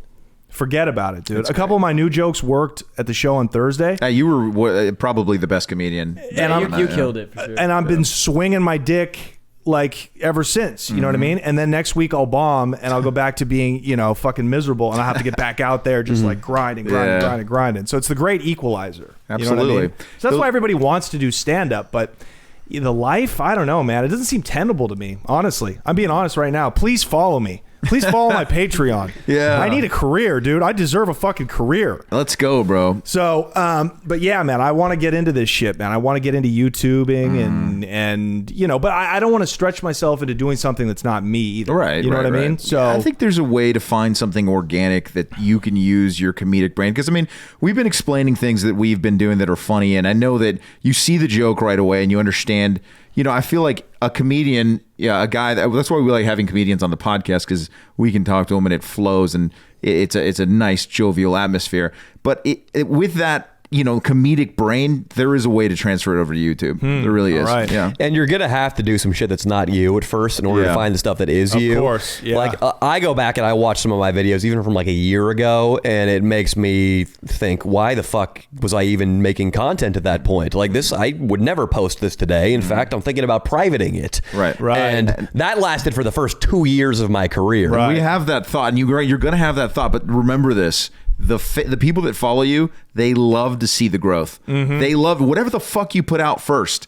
They don't care. They love that you did it. Right. Then they want to see you grow, and they are cheering for you to grow. They support you on every step, and they want to see you at the top one day. That's the truth, and that's how most of our fans are. Until the haters show up. This is how it goes. Too, When you first start, you're going to get a ton of haters. You're going to be like posting shit on Instagram. Go check out my new YouTube video. Your friends from high school are going to be like, what the I'm fuck going to is shoot this guy down doing? this faggot Of stream. course, they all Click the do. link. Yeah. But then once you get a little bit of traction, and I'm talking about 1,000 views a video, 10,000 views a video, everybody loves you. The only people there are just your fans. But then once you reach the hundreds of thousands, then the haters come to the party. Right. And then you got to stop reading your comments and reading messages because everybody wants to tell you why you suck and why you've gone downhill. So it's interesting. I suppose every comedian deals with it in some form. It's actually kind of nice because while I don't get the satisfaction of live crowd. getting a laugh, the immediacy of the laugh. it's crazy. A lot of times I don't know where I am in a joke writing sense because I don't get that instant audience feedback ever, and I don't read my comments because so many people just talk shit. Yeah, Can't I never read read comments. any comments. Yeah. It's a waste of time. It's a waste of time. So while that doesn't happen, I also don't have the experience of going up and going through an agonizing 10 minutes where nobody wants to listen to me, and people are talking in the corner, and a guy over here is texting. Like that doesn't happen either on YouTube, Man, which is nice. The growth and just the sheer hell that you have to put yourself through in order to be a comedian is it's incredible that people stick with it, man. And it's probably because the high is so great. The high is laugh. so great, man. You know what I mean? It really is. Yeah. It really is. And we're fucking, again, dude, we're men. There's no way out. There's no way out. I don't think I'm in too deep now. You're in too deep. Your I'm about ego, a year and a half in too deep. You're in too deep. John. Absolutely. Maybe I've quit a little bit, maybe before this pandemic, but I was doing so well in stand up. I was like, oh wow, things are really going to turn around. And now it's like, were you making decent money doing stand up? Money, not really, but I was getting in at the clubs. I was getting. Do you have a day job? Yeah, sort of. It's like real estate stuff. Nice. So That sounds like a promising day job. Yeah, it's good enough because it's like I manage the building I live in, so I got a free apartment. That's and then great. I do like apartment leasing. So it's all my schedule. That's great. So it's cool. Yeah. But before the pandemic, I was on the road featuring for headliners. I was learning how to kill for 30 minutes consistently, which is hard as fuck, right? Yes. Imagine an hour. So hard. Keeping An these hour. animals Yeah. in Tulsa, on a Friday night, fucking when they're drunk and they still smell like, the tar from the fucking, highway they were laying down earlier. Yeah. You know what I mean? It's like keeping the masses entertained it's an insanely hard thing to do. So yeah, dude, I felt like, okay, this is it. But it's there's not going to be any breaks anymore in this business. It's not like the old days. Your only break is really Joe Rogan at this point, Like back in the day, you get on Carson, that's a break. You get on any late night show. You get a TV show. There's no TV anymore. Yeah. Can you name me a TV show that's centered around comedians? Yeah. No. There's none of it. There's not this adult, what was that show back in the day even? Like the little Comedy Central shows that were centered around comedians. There's Last Comic Standing. There was Not exactly. There was Comedy Central stand-up features where it was just and now there's barely even that. And I'll even say that with the break, if you don't have the work ethic and the skill to sustain your momentum after your break, the break means nothing these days It means too. shit, dude. Like with the Nelk thing, when I got on with Nelk, I got a huge surge in my numbers that lasted about 3 or 4 months, and then they came back down to earth. And I was working my ass off. We were putting out insane hours, traveling all over, putting out great content, and still people would be like, "Oh, you're fucking boring now. Fuck you. I'm gonna go watch Nelk." And I just trickled back down to where I was, and if it weren't for perseverance and an insane amount of hard work, which eventually brought me back up, the break wouldn't have meant anything. Right. Right. So is that? I guess that's in the new media world. That's your break. Yeah. It's like getting on a bigger collaboration. show. Getting a collaboration. And I don't think it's as necessary as people crack it up to be. I think if the algorithm on YouTube tends to do its job and promote you to people who will enjoy your content, and you'll reach new fans as you sleep if you put out good content, which is nice. Oh, well, that's promising. That's the optimistic view. It's like it's if you the true view though, put man. out good shit. shit. People will. If you put out good people shit, will respond. It's before. Because I've been trying to make it in comedy since 2013. I started writing books too. Oh, that was nice. my start. I absolutely. Did you finish any of them? Yeah, I got 3 of them out on Amazon. Nice. And they all bombed. I would promote them. I would do all these cutesy contests like, buy my book and review it and I'll send you a Kindle or a fucking MacBook. Wasted a bunch of money on that. Hey, did you use them to get laid though? The books? Yes. No, because then the girls would look them up, and my books were about getting hand jobs from Asian massage parlors. They were embarrassing. Oh, these were like gag books. Yeah. They were no true. pun intended. No, they were true. They weren't gag books, but they real. were like the same kind of shit we're talking about right now. They were about nonfiction incidents in my life using the exact same sort of language we are. Oh, chicks don't know how to read anyways. Fuck them. Dude, I've used my book to get laid. Like, I've been laid more based off being a writer than the number of books I've actually sold, like the number of copies. What's your book called? It's called Days of the Trap, and it's about the trap, right? When you were a drug dealer. Exactly, and it's about pre-legalization marijuana smuggling. Wow. Because it's an interesting historical thing when you think about it. Like, it's like bootlegging in the 20s. Right. Like, marijuana is now basically legal, and there's a few people who are still sitting in the feds, like, doing, like, insane, like, decades, you know what I mean? That's ridiculous. But it's, I lived in one of the last generations where not mafia guys, not guys connected to the Mexican cartels, even though we were, but just regular, ordinary dudes could get rich trafficking weed. Wow. It's such a fucking cool. I look back now and I'm like, oh, it's all worth it just to have been part of that little group.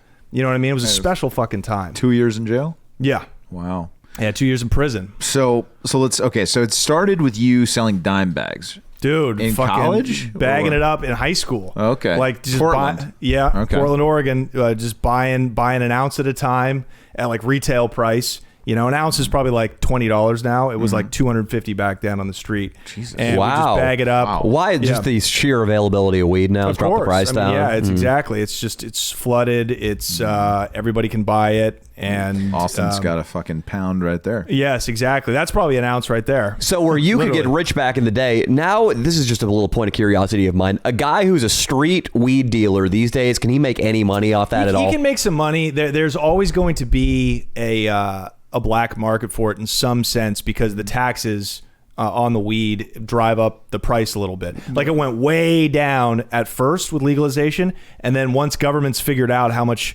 to tax it, because they're in it for the money, you know what I mean, just like everybody, that drove the price up a little bit. So there is an underground market, but to make any kind of real money, I mean, you got to be fully integrated, like have huge grow operations, control the retail distribution as well. It's got to be a corporation, basically, to make any money. Of scale. Whereas me, I got rich just middlemanning it. I never grew it. I never broke it down. I just went and copped 20 pounds at a time from the growers, right? Whether they were these old hillbillies in the Siskiyou Mountains down in Northern California. How do you transport 20 pounds of weed? We put it in 2 cars and just... Is it in suitcases and trash bags? Yeah, I mean, 20 pounds of weed is like a gym. 10 pounds fits very snugly in like an average size gym bag. Oh, nice. You know what I mean? Like in Scarface when they're bringing in the banknotes into the bank. Like it's like a cash bag. Those bags, yes. 10 pounds per one of those bags. And then so the route is Northern California, Southern Oregon, up to Portland, and then it dispersed, to the East Coast. Wow. So maybe You started in Northern California? I started in Portland, but we would go down to pick up from the source in Southern Oregon or Northern California. Where in Northern California? I'm from Sacramento, so I know those areas. Okay, so like north, like Weed, California, Eureka, Yreka, all these shithole little Crescent City. We're trying to film a video up there. Oh, okay, cool. That's why I'm curious. Partially. Eureka is a good little town, bro. Yeah, it's really beautiful up there. Yeah, it's cool. But it's like almost like not even California. It's so distant. You know what I mean? It feels like it's like Southern Oregon to me. Yeah. So or like Ashland, Oregon, right on the border, which I guess burned down in the fires. Shout out Ashland. A lot of weed probably burned down too. Yeah. Good Shakespeare festivals up there. Yep, exactly. I had to go to one of those once. Did you? A girl in my class had a seizure at the Shakespeare festival. Oh wow. God damn. Yeah. She had the shakes, dude. She got the fucking shakes, and it was a bitch. We got a lot of kicks out of imitating her having a seizure after that. We would do this. We'd walk into our little bunk rooms that we were all staying in. Hey guys, what's up? Oh God, you're an asshole. And she can't get mad because she's epileptic, and it'll make her have another seizure. She was probably unconscious. So she's at that like, point. Funny guys, I'm meditating. Yeah, so we'd go down there. So and then from Portland, I would send it off to I had a guy in Philadelphia, I had these Dominicans in Washington Heights, Manhattan. I had guys in New Jersey. So you get off, but I'd make over 1,000 pounds profit per pound. I mean, and 20 a week. How much you're doing $1 million? Oh my, a month? No, $1 million a year. $1 million a year. Yeah, if you're doing 80 grand a month. 80 grand a month at my height. You were making $1 million a year. Yeah. And holy shit. Are you allowed to keep that money after you go to prison for this? No, if they catch you, they definitely keep it. If they catch it, they definitely keep it. Where were you keeping the money? Here's how brutal the drug game and the government is. So the DEA ended up seizing like about $400,000 total, right? They didn't get all of it, but they got a sizable chunk of it, right? They sent me a letter while I was in jail awaiting sentencing. It was like an official letter. It was like, we have seized your money. If you would like to contest this seizure, please write us a letter to the DEA. Nice. So you want me to ask the DEA to have the DEA give me my money back? Like you want to, you know what I mean? It's like absurd. It's like writing the government and being like, here's hey guys.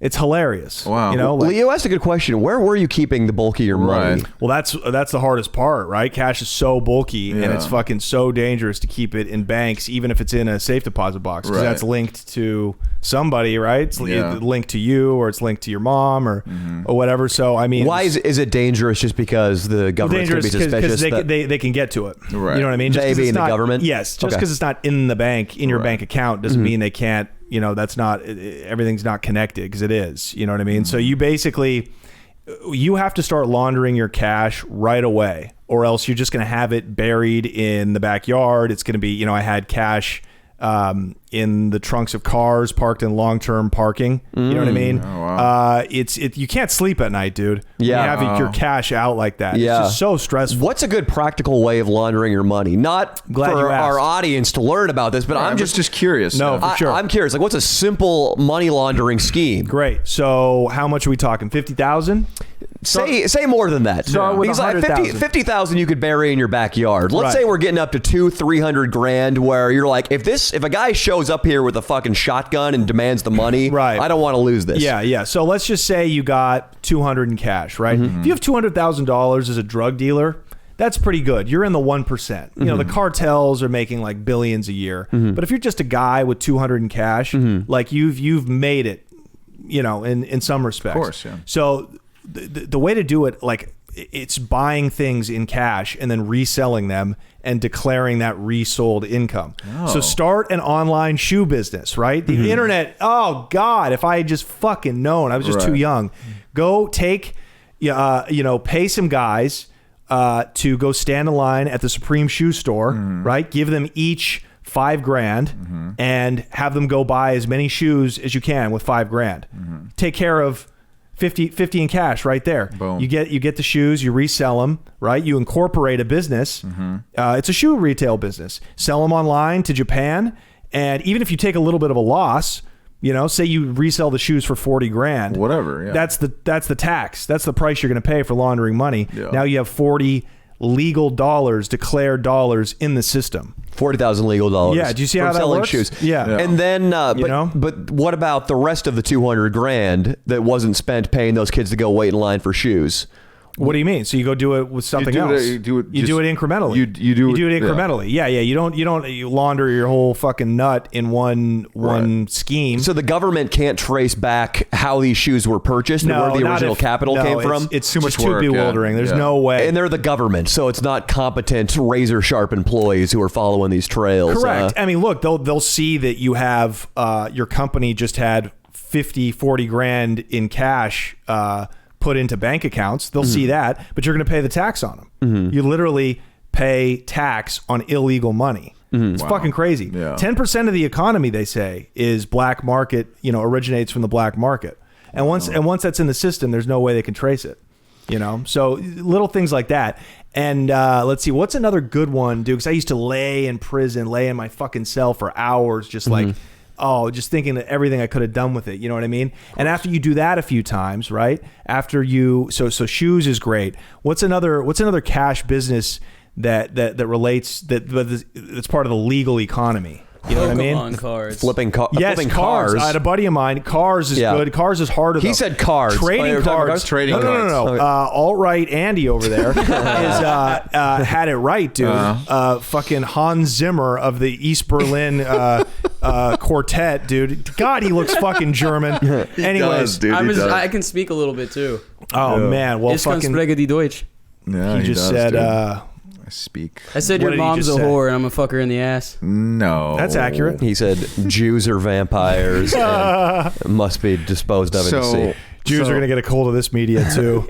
so trading cards is a great one. So after you have that money in the system, right? Say 200,000 in dirty money, it costs you about 80 to clean, right? In losses, in paying people to help you. I used to give my boys chips. Like we used to fly to Vegas, right? I would give them each, 5, 7, 10 grand, right? As much as you could take on a plane. And then we go to Vegas, we fucking play we go buy a bunch of chips, play poker, play craps and shit, but we wouldn't spend all the chips. And they give me the chips and I would go cash them out. There we now go. I have a receipt, you know what I mean? So things like that. And so say to clean up 200 grand costs you 80. Now you got 120. Well, you could go buy a piece of property. I don't know where you would buy a piece of property for 120. You could buy places. Yeah. You could go to Mexico and put it into a timeshare, right? And then Airbnb that out, and you got Make that money. forever, Right? Now you're in the game, Right. So imagine what you could do with $1 million. Money laundering is like the only limit is your imagination. It's fucking crazy. Wow. Wow. Yeah. Okay, so that was the problem. Now, what were the ties to the cartel that you had? Well, they were just Mexican grow operations in Southern California. So Sinaloa, the cartel, the famous cartel, they started out growing weed like in the 70s. You guys should watch Narcos Mexico, by the way. Narcos is great, general, but the Mexico seasons are mind blowing, dude. Wow. All right. So they started out growing weed in the 70s. That was like the best weed you could get. Now, if you got Mexican weed, it's like dirt, it's shit. But so anyway, so they have like a long history of like good growers. So they send their growers north and they set up shop in, Southern Oregon, Northern California. That's where the best weed grows in abundance. And so they would harvest, if they got a harvest and didn't get caught, they'd have thousands of pounds. So I could get the best prices from them. Wow. So I could buy outdoor weed that looked as good as some indoor strains for $2,000 a pound. Wow. And, I could get, and I could get 32 for it in New Jersey. Oh. You know what I mean? So, so it was good business. Yeah. I miss it very much. Did you, I guess I shouldn't ask you if you were able to keep any of the money on, on this podcast. We'll talk about that after, but, well, it's all spent now. It's all matter. spent. Yeah. I want to know how you got caught and when you got caught, what that felt like, the process that you went to. Then we'll get to the jail stuff because I'm curious about that too. Well, read the book because I don't want to give too much away. I think when people hear this, they're going to want to buy it. It's a fabulous read. It's been reviewed by like real, book publishers around the country. Sure. But I was not caught with weed. I was just caught with money. They didn't find any product.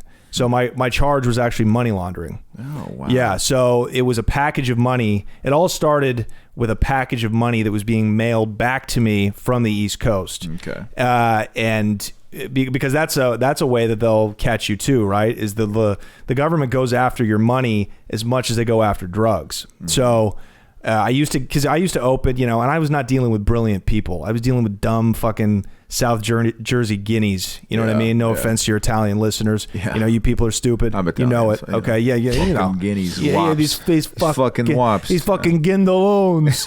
Nice. So I would open packages of cash that they sent me, and they would just reek of weed and coke. And it's like, the fuck? These guys are smoking blunts as they're stuffing $20,000 into a package. Jesus. I'm like, guys, you got to wrap my money like I wrap your weed. Right. You got to vacuum seal this shit. Jesus. So I'm pretty sure what happened was, a dog at a FedEx plant, smelled it, and from there they put a little tracking device in it, and they traced that package to what I was doing. Right. You should have mailed USPS, baby. Fuck FedEx. Yeah. Well, FedEx was lovely though. FedEx, I'm not bitter at you because you helped me make $1 million. That's crazy. FedEx was better.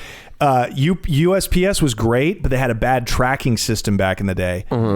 Because they were just slower. The government's slower than private enterprise. UPS will fucking rob you, dude. Wow. I had packages, I think 3 or 4 times of like, 5 or 10 pounds get jacked by somebody at the plant. Dude, I know guys that worked at UPS that I played college baseball with. They say that they park the UPS. I mean, fucking UPS, you should know this. You see what college baseball gets you? Yeah. After UPS. a job at UPS. Yeah, that's right. That's right. They park the UPS trucks in some random parking lot, and they go and they throw packages at each other, like exchange packages that they think are gonna, like, they have valuable things in them, and then they lose them. They put them on different trucks, right, and then they lose those packages. Yeah, that's what they told me they do. Yeah, it's crazy. Yeah, it's crazy. It's like they just have less oversight. I don't know. So, so that I got arrested, and I got caught with so much cash that they denied bail for me.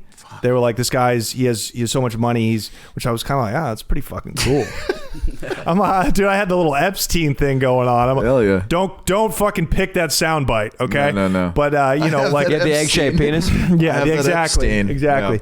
Yeah. So, dude, I had to sit in county jail for, almost 6 months fighting my case. Wow. And the county's the hardest time you can do.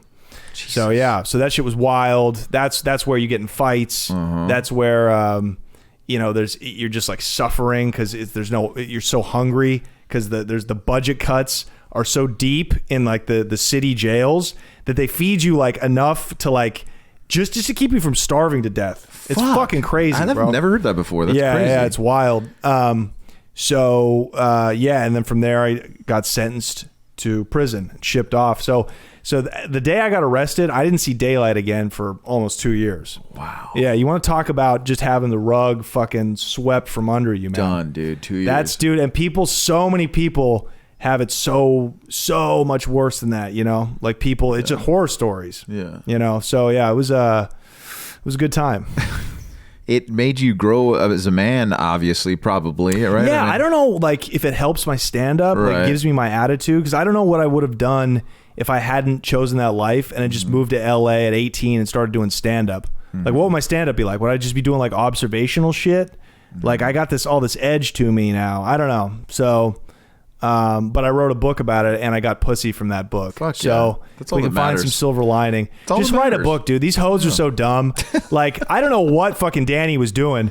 Danny's I mean, that's so pathetic. You couldn't get a hand job off a book about getting hand jobs. Well, I actually hooked up with a girl from Stanford, and I told her I was making out with her in a bar. It was my birthday. I was doing a bunch of coke, and she at one point was grinding up on my thigh, and I could feel her wet vagina through my jeans. A soccer player, nonetheless. I told her about my book. I told her where she could find it. She looked it up on Amazon, and she said she had to go to the bathroom, and then after she emerged, ushered her friends out the door. wow. I never told girls about my books again. Respect, dude.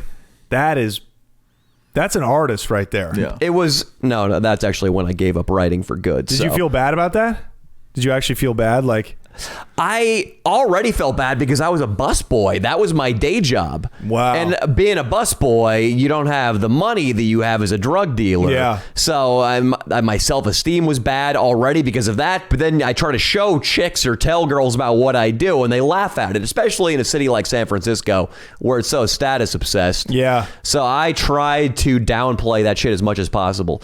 I actually had a strategy of not telling girls what I did for a living. I would call them 40 dates. I would tell a girl to come over to my house, and we had a pretty nice house. The reason being is there were 9 guys living in there, 7 of which lived downstairs. Just got to make sure the girls don't go downstairs. Right, exactly. They come over, we would get shit-faced on 40s along with some shots because Hell yeah. the malt liquor alone is not going to get them drunk enough. We'd go to a bar in the marina, drink more Red Bull vodka so we're both seeing sideways, Yeah. and then come back and fuck. Hell And yeah. I felt like if I had those dates condensed enough, the girl comes over at like 8:30, we go out at 9:30, we come back before midnight. Right. She doesn't have enough time to ask questions about my life. Yeah. And that was my strategy. And then I would never talk to the girls the next day because when they started asking about what I did or how much money I made, Look, I was embarrassed. You're like, no. I mean, but if you were grown now, you'd be, well, if you were a grown man living with 9 other dudes, Yeah. I mean, that'd be an issue. But now you'd be like, oh, it doesn't matter what I do. Like, I'm a busboy, but I just fucked you, you know? And Yeah. you're- Yeah. And you're in San Francisco, they're all 6s,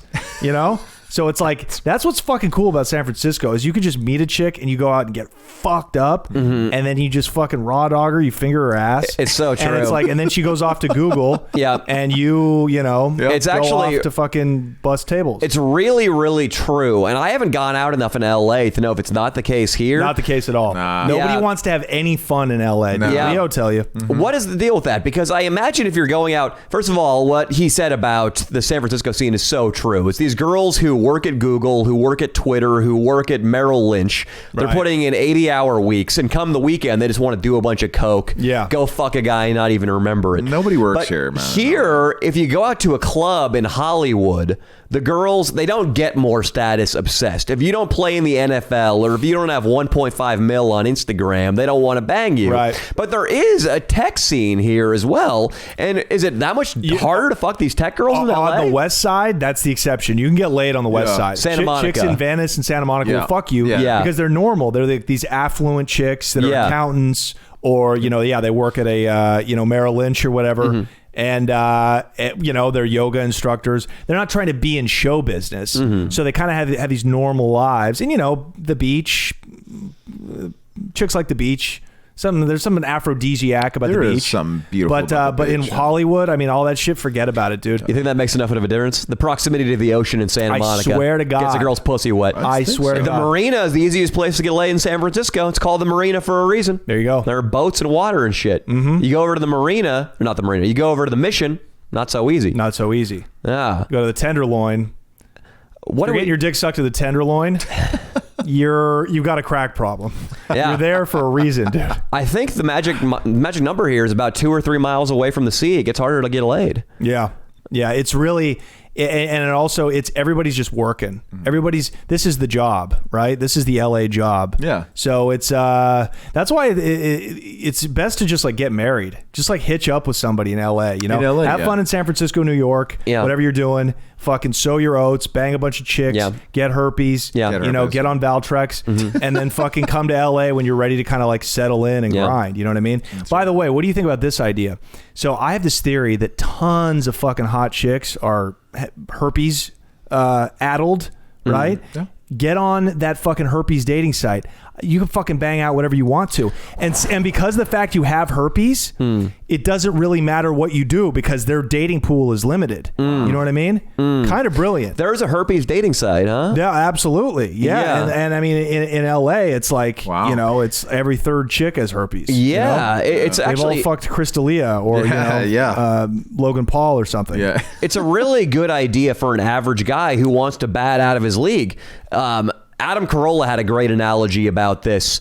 It's like if you're buying an appliance and it comes in avocado green or it's got a ding in the side, you can get it for a much better price than you could a brand new Kenmore freezer. Exactly, but you can barely tell the difference. You can barely tell the difference. Instead of herpes, it could also be a girl who's a stripper and who has a boy who's like 4 years old and a sketchy ex-NFL player dad in the picture. Like, that's the baggage you're getting, but you're also getting a great rack and a fine ass.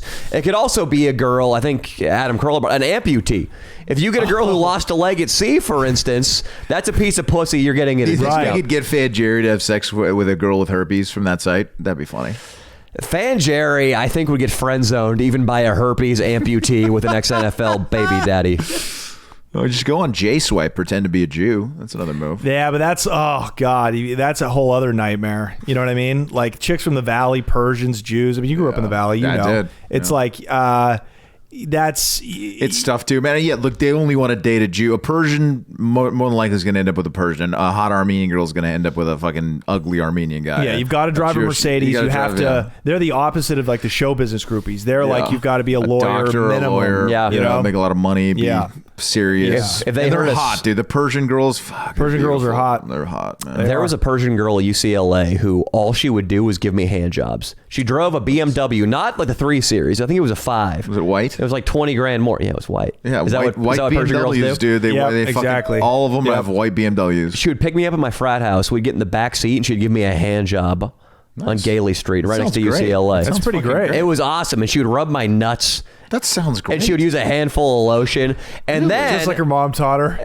Absolutely. They're very family, subservient to men in that culture. Yeah. And then we stayed in touch until I started doing this stuff. And as you guys have predicted, she started pulling away. Of course. She started not responding to stuff when she saw the microphones and the camera. If I wasn't going to dental school, our relationship was through. No more hand jobs. It's done. I think the Valley has a nice... diamond in the rough kind of chick, though. Like, you can go find a girl that doesn't wear a lot of makeup at her bar with some glasses on. You take those glasses off, you look at her ass, she's fucking hot as fuck. Yeah, you know? Exactly. There's a lot of diamond in the rough chicks in the Valley. You meet a lot of just fucking alcoholics in the Valley that want to fuck. You know, like single moms and shit. Oh, yeah. They fucking they slam a couple of shots of Fireball and get in their car.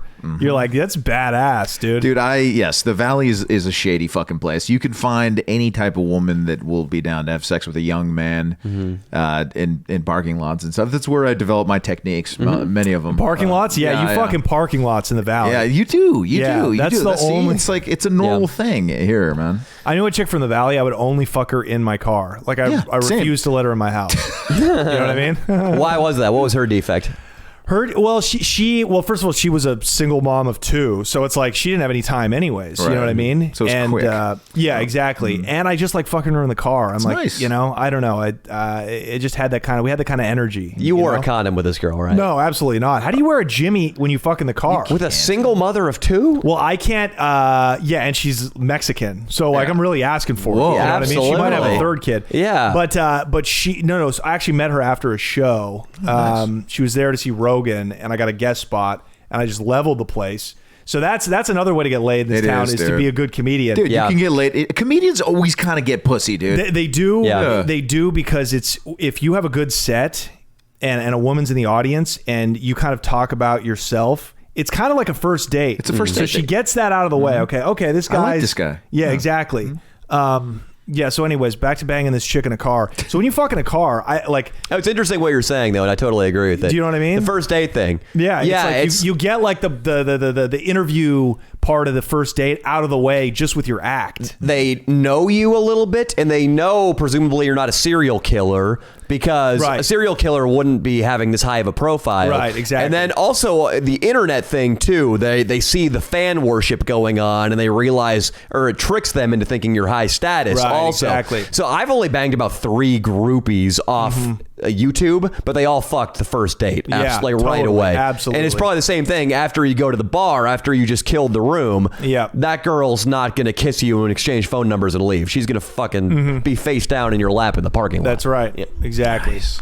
Yep. That's what Leo likes. Yeah. But yeah, so you're doing all right with the lady. So this girl that you're in love with, though. Yeah. So I'm done with the skanks, dude. Nice. That's good. Yeah, it's just time. don't 34. do it. Same. Seriously. I'm dedicating myself to this girl Is who's cheating on her boyfriend right now. Fuck the skanks.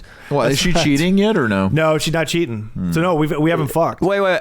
Oh. Yeah. So Okay. Loves her for real. she is like an honorable, loyal chick. You know what I mean? Which is like, it's what I love about her. Wow. You know? Does she? I mean, if she called me tonight and was like, all right, I'm going to cheat, come over and fuck you, I'd be like, yeah, get over here, whore. Yeah. You know, Yeah, but I don't know if we can call her honorable and loyal just yet. She is surreptitiously communicating you while in a relationship. Yeah. you're right. Let's talk about her flaws. Yeah. Well, she's not. No. This is not her boyfriend though. This is her quote best friend and they sleep together.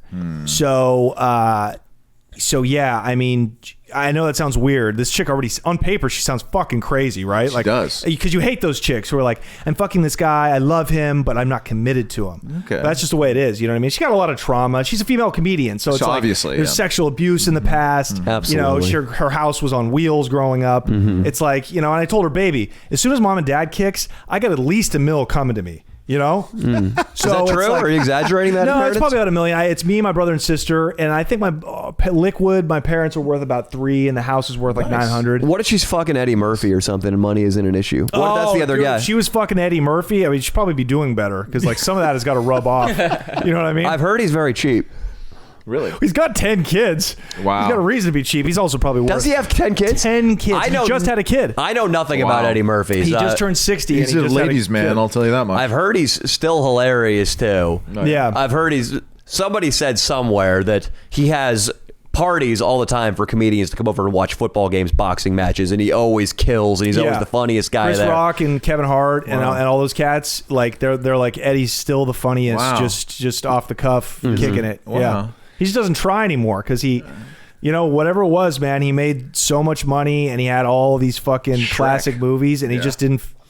He wasn't compelled to go back the to Nutty stand-up. Professor classic. what I was gonna say. Gone with the Wind. Shrek, dude, made the A most money, Streetcar dude. Named Desire. Yeah, I heard playing Donkey. Schindler's List. That's Austin's favorite. I'm gonna say that Yeah, for sure. absolutely. He doesn't like the way it ends, though. He wanted it to, you know. There were these kids that I went to high school with, these like neo-Nazi dudes, and they had unironically on their MySpace that their favorite movie was American History X, Right. Because You're they were like- so stupid and they only watched the first scene and were like, "Fuck black people." Yeah. That's how Austin watches Schindler's List.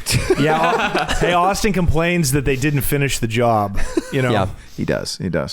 I would make more jokes. I don't even know what Schindler's List is about. What's the list? Is Oh that- my It's God! the Come on, best guy. movie What are you, a ever, tween? bro. That upsets me about He's Danny. 31. What upsets me, the only thing is that he has a lack of movie knowledge because he hasn't watched a lot of the classics. Yeah. Schindler's List is a must-watch. It's about this guy Schindler, Oscar Schindler, I believe his Yep. name is. Played by He's- Liam Neeson. Liam yeah. Neeson. One of the best roles he ever played. This is directed by Steven So the Spielberg. list is like Jews he's trying to save? Yes, Yeah, Juicy his saves. daughter's a Jew who gets kidnapped Okay. during the World War, and he calls up Hitler and he's like, "I have a certain set of skills, Hitler."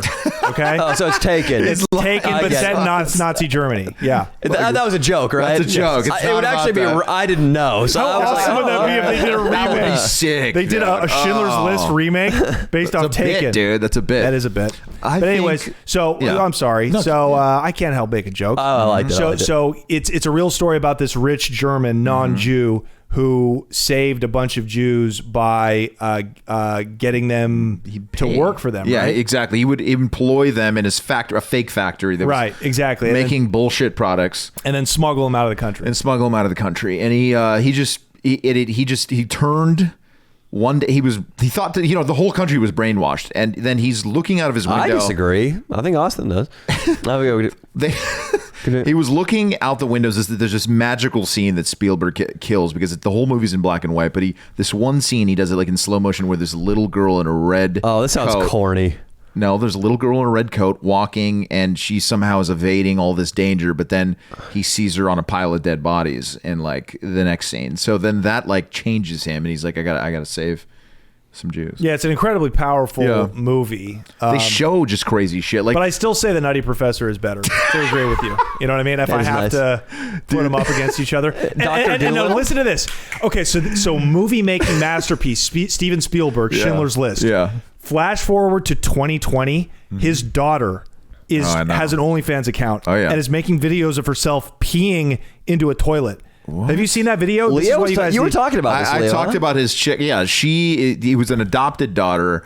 And but she's been with him sex forever. Worker. Yeah, she's been with him forever, and she is a sex worker through and through. Not only porn, but like self. She stuff. Ran away to Virginia. Right. We talked about this on my podcast because it was just so telling of how Hollywood has fallen. Yeah. I mean, the guy who changed the world with his movies. Yes. His daughter has a video of her with the phone on her cunt peeing into a toilet. And let me tell you what, she does not have her father's eye for cinematography. I'll tell you that. Those videos are very fucking Bushwick. You know what I mean? Bush League.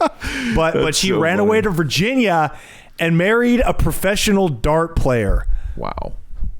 Hopefully she has money. I hope. It's like if you need an acting job, call your dad, call dude. Your dad, dude. It's fucking crazy. I ranted about that one. George Lucas's daughter was a professional MMA fighter for a while. Really? Can you pull her up, Austin? She's quite possibly the ugliest human being in this state. But she went out and, despite weighing like 300 fucking pounds, managed to embarrass the Lucas name, and I think got knocked out a bunch of times, and now doesn't fight anymore. That's amazing. Yeah, let's pull her up right now, and then while we're at it, let's see if we can find some of this Spielberg cunt who films herself peeing. Spielberg cunt. I don't know how we got around to Spielberg cunt. Yeah, I don't know either, man. We went through Schindler, Oscar Schindler to Spielberg cunt. It's been fucking a wild ride, dude. We're Leo and I are still coming out of a fucking haze from this weekend, so I'm happy for you to come in, dude. Fucking lighten up the mood a little bit. You're great, Johnny. Yeah, thanks, man. Can I plug the book a little bit more? Of course, yeah. So you can buy it on Amazon or Barnes and Noble or wherever you get books online. It's $13, and it's all it's about the story of the young man starting from bagging up dime sacks in his parents' bathroom. Wow. To making his first $1 million. That's crazy. Yeah, dude. And then all the prison stories are in there. The fucking the shanking, the sticking a balloon of drugs up my ass. All that shit, dude. You got shanked? No, but I witnessed a guy, in a pool of blood. I didn't get shanked. No. Thank God. But yeah, that shit was crazy. Shoved a balloon of drugs up my ass. That's a pretty good story. Do you have any nicknames in jail? Like fucking... Yep, Dirk. Dirk? My nickname was Dirk, dude. Do you know why? Dirk Diggler? No, Dirk Nowitzki. I was lights out from behind the 3-point line, dude. And my basketball team, we were like always the best team in the institution. Nice. Yeah. So that's awesome. That's how I got my respect. Like the first day on the yard, and I talk about it in the book. And this is 100% true. So it's, I've been in county jail for like 6 months. I'm like skinny. I'm fucking pale. I haven't seen the sunlight. I walk out onto like the big bad prison yard, right? Maximum security prison, fucking murderers, bank robbers, rapists, Jerry Sandusky, all this shit, right? He was there for real? Of course. Yeah, he was there. He was there for sure. Oh, he died. Right? He killed him. He killed himself, or they got... that was Epstein. It wasn't as easy for him to get laid in the shower, I imagine, with a bunch of ex-running backs, fighting full size. He was the one getting... high school ones. He was on the receiving end. On the receiving end, finally. Receiving? Football. I like it. Austin, can we please see one of these famous directors' fat daughters? And in the meantime, I'll finish telling the story. Oh, she is a fucking mongoloid, dude. I think her father bought those belts. Pull up her record, too, if you don't mind, Austin. Holy shit. I actually expected her to be. No, she is completely unfuckable. I take it. Okay. Everybody in this room would still fuck her just simply to not? say We're you fucked George scumbags. Lucas. Absolutely. You're scumbags. Hey, after you fuck her in your car in the valley, you just like slip her your screenplay. You're like, hey man, I would love to come over for dinner. What are you doing for Thanksgiving? I got nowhere to go. Holy shit, that's Yeah, funny. it's crazy. So look, so I'm out on the yard, like I'm new fish. It's like going to a new school, Right. But everybody's black and a killer, right? Take that part out. It's like going to school. It's like going to your first day of school on the south side of Chicago, I imagine. You know what I mean? It's fucking crazy. And so I'm walking around the yard, and I'm tall. I'm 6'6". You know what I mean? Yeah. And so I pass this game of basketball, and this guy. I don't know what he's saying. 5-1? No way. Okay, that was worth cutting off my fucking prison story. Yeah. before. God damn it. I don't know what dude. he's Anyways, saying. so no, but at least now we know her record. You know, thanks. we know her UFC record. So, no, that 5-1? Yeah. Oh, okay, I did not think it was that dude, good. I look like I have the Armenian flag on. You do have right there's You the know? Armenian Oh, there flag. we Now go. it's the gay flag, yeah. So anyway, so this guy hurts himself, and they were like, "We need one more," and they saw me just like standing by the court, and they were like, "This guy was like, hey Slim, you hoop." Oh shit. And I was like, oh, yeah, a little bit. Bro, but I swear to God, I went out there and the game was to 21. I hit 8 straight 3-pointers to win the game. My God. We swept them. And it's like they were like carrying me out on their shoulders. It was fucking crazy. That's awesome. Gang sets were like coming around. Like what's all the fucking commotion about, dude? No. It was like out of a movie. My so they God. called me Dirk from that day on. That's awesome. Like the prison guards, the fucking kitchen lady. Wow. That's funny because Yeah. when I went you there, got to get your respect. That was like my version of like beating the shit out of somebody Yeah. on the Nice. first day. You know what I mean? they play any softball on the yards because I would. They did play softball. I was no good at softball though. I just stuck to hoop. But yeah, they had a softball team. Nice. I'd be okay in the yard. Oh yeah, you were a baseball player. That's Yeah. right. That's right. Yeah. Yeah, I remember I took a tour. You ever took the tour at Alcatraz? Yeah. I thought it was fucking really interesting. and Yeah. awesome. No, it's a fucking fascinating. It's a place. fascinating place. Yeah, History. Absolutely. You know? They took us out to the yard and then they said this is where they played softball. And I was like, that's such a short porch in left field. I would have fucking hit so many bombs. That would have You been went to fine. my yard, dude. Yeah, I was like, I would have been fine here. Is it crazy to think that like because it's so like medieval, Mm-hmm. like stick these rejects out on an island. Yeah. It's like Island of Dr. Moreau. It's very crazy to think Very they crazy. did that up to like the 60s. You know what I mean? No, that place, yeah, dude, you got to do that tour sometime, or we got to do a video there or something. But Yeah, do We'll a return video to there. SF soon. Yeah. I think this is a good place for us to wrap up, though. It's 7:12. We've been going for almost above 2 hours, I think. Johnny's an just easy. a minute under. A minute under. We talked about, well, let's refresh. A prostitution/paper writing company with roots in the American South. Yes. We talked about selling weed, laundering money. Fingering girls in the ass in your car in the valley. Absolutely. Fucking unprotected Mexican mothers of 2. The Holocaust. The Holocaust, of course. We can never not touch on the Holocaust. Johnny's and our crew basketball. member not getting any pussy. Fanjerry. Fanjerry, That yeah. might be the most disappointing thing we ever got around to. Yeah, seriously. But I don't know. Thank you, Johnny. Once again, follow Johnny Mitchell. What's your Instagram? It's at Mr. Johnny Mitchell, Mr. Johnny Mitchell. And check Yep. out his book, guys. This fucking guy is a very interesting fellow. You can go to my YouTube channel, Johnny Mitchell, the Johnny Mitchell. It's Yeah. the Johnny Mitchell Show is the name of the podcast. Nice. Please, guys, subscribe. You know, Check it out. whatever I got to do, I'll come to your house and fucking blow your dad. Whatever you And want. then hopefully when fucking shows are back in town, we could all go check out Johnny live, man. He's great.